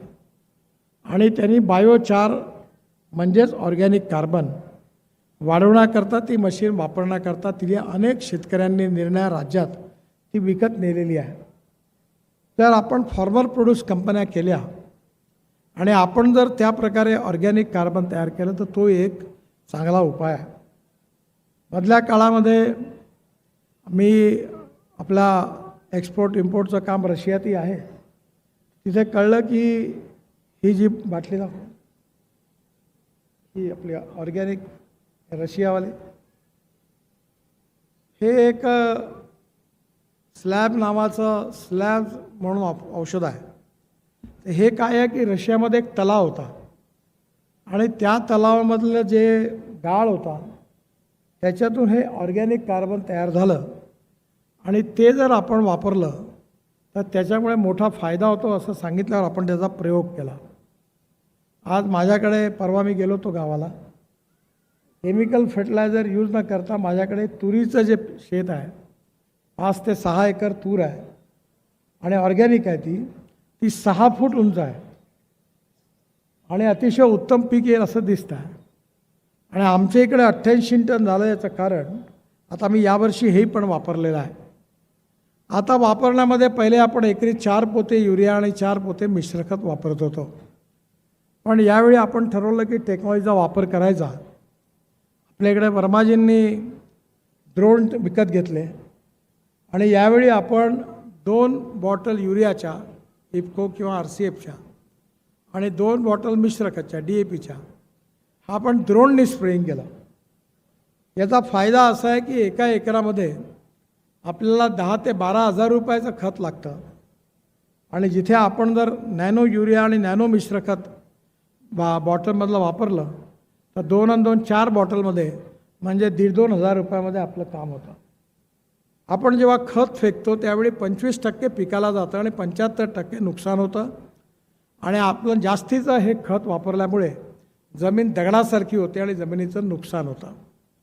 आणि म्हणून यावेळी नॅनो युरिया आणि नॅनो मिश्र खताचाही वापर चांगला झाला. 4-5 हजार एकर ऊसामध्ये वापरला गेला आणि माझ्याकडे त्याचा खूप सुंदर परिणाम आला. त्यामुळे याच्यामध्ये आपण पैशाची पण बचत करतो. दुसरं, आपण हे जसं ऑर्गॅनिक कार्बन जे आहे हेही पण त्याच्याबरोबर, आणि आपण जे ॲम्युनो ॲसिड तयार केला आहे प्लांट बूस्टर, ते वापर करतो. ते तिरुपतीतून आपण केसं विकत आणून बनवतो. या दोघांच्याही कॉम्बिनेशनचे खूप चांगले परिणाम मला मिळाले माझ्या शेतीमध्ये. एकीकडे एकरी खर्च कमी करणं आणि उत्पादन वाढवणं, आणि म्हणून येणाऱ्या काळामध्ये आपल्या इथे याचा अभ्यास आपण सगळ्यांनी केला पाहिजे. आणि आपण ज्या शेतकऱ्यांनी यशस्वीपणे 85 टन 100 टन उत्पन्न काढलं, त्या शेतकऱ्याच्या फार्मला व्हिजिट देऊन त्याच्याकडनं समजावून घेतलं पाहिजे की जे त्यांनी केलं ते आपल्याला कसं करता येईल. आणि म्हणून या दृष्टीने आपलं एकरी उत्पादन वाढवणं आणि उत्पादन खर्च कमी करणं याचा संबंध, काल एक अजून इथे कंपनीवाले आलेत, माझ्याकडे आले होते. ते म्हणतात खत वापरायची गरजच नाही, आपण स्प्रेमधूनच ते खत वापरू आणि त्यातून सगळी पोषक द्रव्ये जी आहे ती मिळतील, अशाही प्रकारचं तंत्रज्ञान विकसित झालेलं आहे. आपण जर आपला ट्रॅक्टर डिझेलवरचा वापरत असू, त्याऐवजी इथे इलेक्ट्रिकचा ट्रॅक्टर आहे, तो जर आपण वापरला तर आपल्याला 3 लाख रुपयाचं वर्षाला डिझेल लागतं. पण आपण इलेक्ट्रिकचा वापरला तर केवळ 10 ते 15 हजार रुपयाची वीज लागते. त्यामुळे एकीकडे नॅनो युरिया वापरणं, नॅनो मिश्रखत वापरणं, ड्रोनचा वापर करणं, याकरता विविध प्रकारची, आता माझ्याकडे इलेक्ट्रॉनिक बैलाची जोडी आहे, ते निंदनही करते, गवतही काढते. माझी विनंती आहे की माझ्याकडे जेव्हा त्याचा प्रयोग असेल तेव्हा सगळे शेतकरी येऊन त्यांनी बघितलं आणि तुम्हाला योग्य वाटलं तर तुम्ही त्याचा आपल्याकडे उपयोग करू शकता. माझी एक विनंती आहे की 15-15, 20-20 शेतकऱ्यांनी एकत्र येऊन फॉर्मर प्रोड्यूस कंपनी काढली आणि त्या कंपनीमध्ये आपण ॲग्रिकल्चर इक्विपमेंट घेतले, हार्वेस्टर घेतला, बाकी सगळे घेतले आणि आपण एकमेकाला ते देत गेलो, तर त्यामुळे आपल्या इक्विपमेंटचं कर्जही फिटेल आणि याच्यावर मोठी सबसिडी आहे आणि मेकॅनाइज ॲग्रिकल्चर झाल्यामुळे आपला खर्चही पण वाचेल. त्यामुळे पाण्याच्या बाबतीतही कापसे साहेबांनी मार्गदर्शन केलं की ड्रीपचा वापर करून कसा उत्पन्न वाढतं. त्यामुळे येणाऱ्या काळामध्ये ऊसाची उत्तम जात निवडणं, खताचा प्रयोग नॅनो युरिया नॅनो मिश्र खताचा करणं, कंपोस्ट खत जास्तीत जास्त तयार करणं, त्या शेणखताचा वापर करणं आणि त्याचबरोबर आपलं भूसुरक्षा किंवा ॲमिनो ॲसिड आहे किंवा आता हे ऑर्गॅनिक कार्बन करता आलेलं लिक्विड आहे, हे आपण स्प्रेमध्ये वापरलं तर आपण 80 टनाच्या वरती एकरी उत्पन्न घेऊ शकतो. तुम्हाला माहिती आहे की आपल्याला चांगला भाव मिळाला पाहिजे. मी इथेनॉल या देशामध्ये सुरू करण्यामध्ये सुरुवातीला बरेच परिश्रम केले, पण लोकांना कन्व्हिन्स करण्यात वेळ लागला. पण आज पूर्ण शेतकरी इथेनॉलमुळे आज वाचले आणि त्यांना त्यांच्या ऊसाचे पैसे मिळाले. आता आपण मक्यापासून इथेनॉल बनवायला सुरुवात केली, ब्रोकन राईसपासून सुरुवात केली. आपण इथे उमरेड ॲग्रोला आपला जो कारखाना आहे तिथे आपण 750 कोटी रुपयाची गुंतवणूक केली आहे आणि तिथे ब्रोकन राईसपासून आणि मक्यापासून आपण इथेनॉल तयार करतो आहे. आता हे जे इथेनॉल आहे याच्यामध्ये सगळ्यात मोठा फायदा शेतकऱ्यांना झाला की मागच्या वर्षी MSP 1800 रुपये होती, पण मक्याचा भाव फक्त 1200 रुपये होता. पण मक्याचा भाव आपण इथेनॉल मक्यापासून परवानगी दिल्यामुळे आज मक्याचा भाव 2400 रुपये क्विंटल आज मार्केटमध्ये आहे आणि एका एकरामध्ये साधारण 30 ते 40 क्विंटल हा मका होतो आणि 40 धरलं तर 1 लाख रुपयाचा मका एका 3 महिने म्हणजे एका 100 ते 110 दिवसात होतो. आणि शिवाय जो धांडा आहे त्यात आपण आता विदर्भात डेअरीचं उत्पादन, मदर डेअरी आणली, प्रोसेसिंग प्लॅन्ट टाकला, आता सोसायट्या टाकल्या, मदर डेअरी सगळ्यांसाठी दूध घेणार आहे. 550 कोटी रुपयाचा प्लॅन टाकला आणि 50 लाख लिटर दूध पर डे घेण्याचा आपण प्लॅन बनवला. म्हणजे ह्या मक्याचा जो चारा आहे तोही पण फार्मर प्रोड्यूस कंपन्या काढून हा हिरवा चारा कट करून आपण जर सायलोजमध्ये स्टोअर केला तर वर्षभर आपल्या जनावरांना हिरवा चारा मिळणार आहे. माझ्याकडे आता 8 गायी आहे, 10 गायी आहे, पण माझ्याकडे गायच गाभण नव्हती राहत. आता मदर डेअरीतर्फे आपण योजना तयार केली आहे की आपल्या गायीमध्ये माझ्याकडे डॉक्टर आले, 6 गायी आता गाभण आहे आणि 3 गायीला त्यांनी कॉलर लावली. कॉलरमध्ये जशी गाय गरम झाली त्यांना अलाराम गेला आणि आता त्याही गायी गाभण राहिल्या. म्हणजे 10च्या 10 गायी माझ्या गाभण झाल्या आणि त्या जेव्हा दूध देतील त्यातून मला नक्की 100 ते 150 लिटर दूध जर मिळालं तर मी उसाचा चारा असेल, काही मक्याचा चारा असेल, तुरी मी माझ्याकडे स्वतः डाळ तयार करतो, ती चुनी मला घरची मिळते आणि एकंदरीत दुधाचं उत्पन्न ॲडिशनल मिळू शकतं. त्यामुळे काही ठिकाणी भंडारा, गोंदिया, गडचिरोली, चंद्रपूर, नागपूर जिल्ह्यात मालगुजारी तलाव आहे. तिथे आपण झिंग्याचं उत्पादन याच्यावर इथे सेमिनार सुरू आहे. ते आपण एक्सपोर्ट करणार आहे आणि आता मोठ्या प्रमाणावर जगात आपल्या मालाला किंमत आहे आणि त्यामुळे येणाऱ्या काळामध्ये आपल्याला आपला कृषी माल निर्यात कसा करता येईल, आपल्याला जास्तीत जास्त किंमत कशी मिळेल, या दृष्टीने शेतकऱ्याला टेक्नॉलॉजी शिकवणं, त्याचं प्रशिक्षण करणं आणि त्यांनी आपल्या शेतात हा प्रयोग केल्यानंतर यशस्वी होणं, याकरता हे ॲग्रोव्हिजन आहे. हा मनोरंजनाचा कार्यक्रम नाही आहे. काही इथं या बाबा दिवसभर एंटरटेनमेंट आहे, काही फुकटात पिशव्या मिळून त्याला लाईनमध्ये घ्या, त्याच्याकरता हा कार्यक्रम नाही आहे.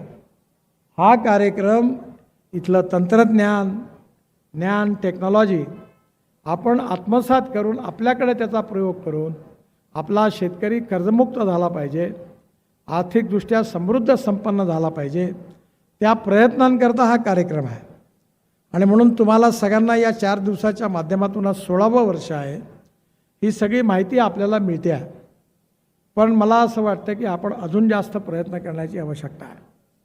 जर कोल्हापूर जिल्ह्यामध्ये 100 टनाच्या वरती ऊस पिकवणाऱ्यांची संख्या हे 3-4 हजार शेतकरी असतील, आपल्याकडे ही संख्या 10-15 आहे. मग आपल्याला विदर्भाचा विकास करायचा असेल तर एकरी उत्पादन वाढवावं लागेल आणि म्हणून लावला ऊस आणि झोपले घरी असं नाही होत. आपल्याला कंपोस्ट खत तयार करावं लागेल, शेणखत तयार करावं लागेल, आपण भूसुरक्षा वापरावं लागेल, ॲम्युनो ॲसिड वापरावं लागेल, किंवा जे कोणते तुम्हाला यशस्वी प्रयोग वाटतात ते सगळे करून उत्पादन खर्च कमी करणं एकरी आणि उत्पादन वाढवणं, याचं यशस्वी तंत्रज्ञान तुम्ही जर आत्मसात केलं तर नक्की आपण यशस्वी झाल्याशिवाय राहणार नाही.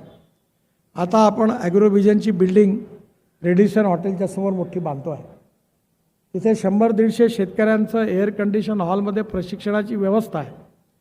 आपण सोयाबीन, कापूस, संत्रा, धान, या फलशेती, फुलांची शेती, ग्रीन पॉवर सगळ्यावर काम करतो आहे. आता आपल्या इथे एक आपल्या मानसच्या स्टॉलवर आपली एक होंडा अकॉर्ड म्हणून एक SUV होती, ती आपण 100% इथेनॉलवर एक किट आणली. युरोपियन कंट्री म्हणून ते आले इथे आणि ती इथेनॉलवर कन्वर्ट केली आणि आता ती चालू आहे, काहीच प्रॉब्लेम नाही. आता पेट्रोलचा भाव आहे 120 रुपये लिटर आणि पेट्रोल इथेनॉलची गाडी आहे त्याचा इथेनॉलचा भाव आहे 65 रुपये लिटर. म्हणजे आपण जर गाडी पेट्रोलची इथेनॉलवर चालवली तर अर्धा खर्च शेतकऱ्याचा कमी होणार. आता आपण मोटरसायकल इथेनॉलवरच्या आणल्या, इंडियन ऑइल 400 पंप इथेनॉलचे उघडणार आहे. तेव्हा येणाऱ्या काळामध्ये शेतकऱ्याच्या मालाला मार्केट पण मिळालं पाहिजे आणि इम्पोर्ट कमी होऊन हा सगळा पैसा शेतकऱ्याच्या घरात गेला पाहिजे आणि हा शेतकरी समृद्ध संपन्न झाला पाहिजे.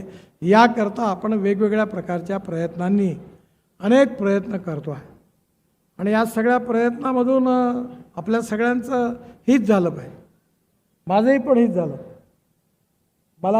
मी काय आता व्यवसाय बिझनेसमॅन पण शेतकऱ्यामध्येच काम करतो आणि एक्सपोर्ट इम्पोर्टमध्ये आता माझी मुलं काम करतात. आता त्यांनी ऑस्ट्रेलियामध्ये मिल्क पावडरची फॅक्टरी 31% स्टेक घेतली आणि 200 कंटेनर मिल्क पावडर सगळी अबुधाबी, दुबई, इराण, इजिप्तमध्ये विकतो. मी त्याला म्हटलं आपल्या देशातली मिल्क पावडर का नाही विकल्या जात? कारण आपला उत्पादन खर्च जास्त आहे आणि आपला रेट जास्त आहे. त्यामुळे जगामध्ये कॉम्पिटेटिव्ह बनून आपल्या शेतकऱ्याला विविध प्रकारचं नॉलेज, टेक्नॉलॉजी शिकवून एकरी उत्पादन खर्च कमी करून उत्पादन वाढवून आपल्याला विदर्भातल्या शेतकऱ्याला समृद्ध संपन्न कसं करता येईल याकरता हा प्रयत्न आहे. स्मार्ट विलेज नाही, स्मार्ट सिटी नाही, तर आपण बेल्याला आता स्मार्ट विलेज तयार करतो आहे की शेतकऱ्याला उत्तम बंगल्यासारखं घर मिळालं पाहिजे. पण या सगळ्या प्रयत्नामध्ये संबंध जास्त उत्पादन घेणं, उत्पादन खर्च कमी करणं आणि प्रॉफिट वाढवणं, यातून शेतकरी समृद्ध आणि संपन्न होणार आहे. वेगवेगळ्या प्रकारे आपण अनेक टेक्नॉलॉजी योजनांचं इथे प्रेझेंटेशन आहे. माझी आपल्याला विनंती आहे की प्रत्येक स्टॉलवर जा, त्यांचं तंत्रज्ञान काय आहे, फॉर्म्युलेशन काय आहे, नीट समजावून घ्या, त्याचा अभ्यास करा. जे समजणार नाही ते विचारून घ्या आणि त्याचा प्रयोग आपल्या शेतीमध्ये आपण सगळ्यांनी जर केला तर येणाऱ्या काळामध्ये हे चित्र बदलल्याशिवाय राहणार नाही असा माझा विश्वास आहे. आणि म्हणून आज ऊसाच्या याला आपण जे सगळे शेतकरी आलेले आहात, तेव्हा एक आपण सगळ्यांनी गोष्ट संचालकांनी, कर्मचाऱ्यांनी आणि ऊस उत्पादक शेतकऱ्यांनी जर मनावर घेतली की आपण आपलंही उत्पादन वाढवू आणि सगळ्यांनी मिळून एकमेकाला आपण हे जे नॉलेज आहे, ज्ञान आहे, शेअर करू, तर यातून आपण नक्की एकमेका सहाय्य करू. अवघे धरू सुपंत याप्रमाणे आपल्या सगळ्यांचं भविष्य आणि जीवन बदलल्याशिवाय राहणार नाही. आज आपण 16व्या वर्षात पदार्पण केलेलं आहे. याचे उत्तम परिणाम आता विदर्भात ठिकठिकाणी मिळायला सुरुवात पण झालेली आहे. पण आपल्या सगळ्यांच्या सहकार्यातून आपण जे स्वप्न बघतो आहे ते निश्चितपणे पूर्ण होईल असा विश्वास व्यक्त करतो. आणि आपल्या सगळ्या ऊस उत्पादक शेतकऱ्यांना त्यांनी एकरी कमीत कमी 75 टनापेक्षा जास्त ऊस हा प्रत्येक शेतकऱ्याला मिळाला पाहिजे, या दृष्टीने आपण सगळ्यांनी आपल्या कामाला सुरुवात करावी अशी विनंती करतो आणि माझं बोलणं संपवतो. धन्यवाद.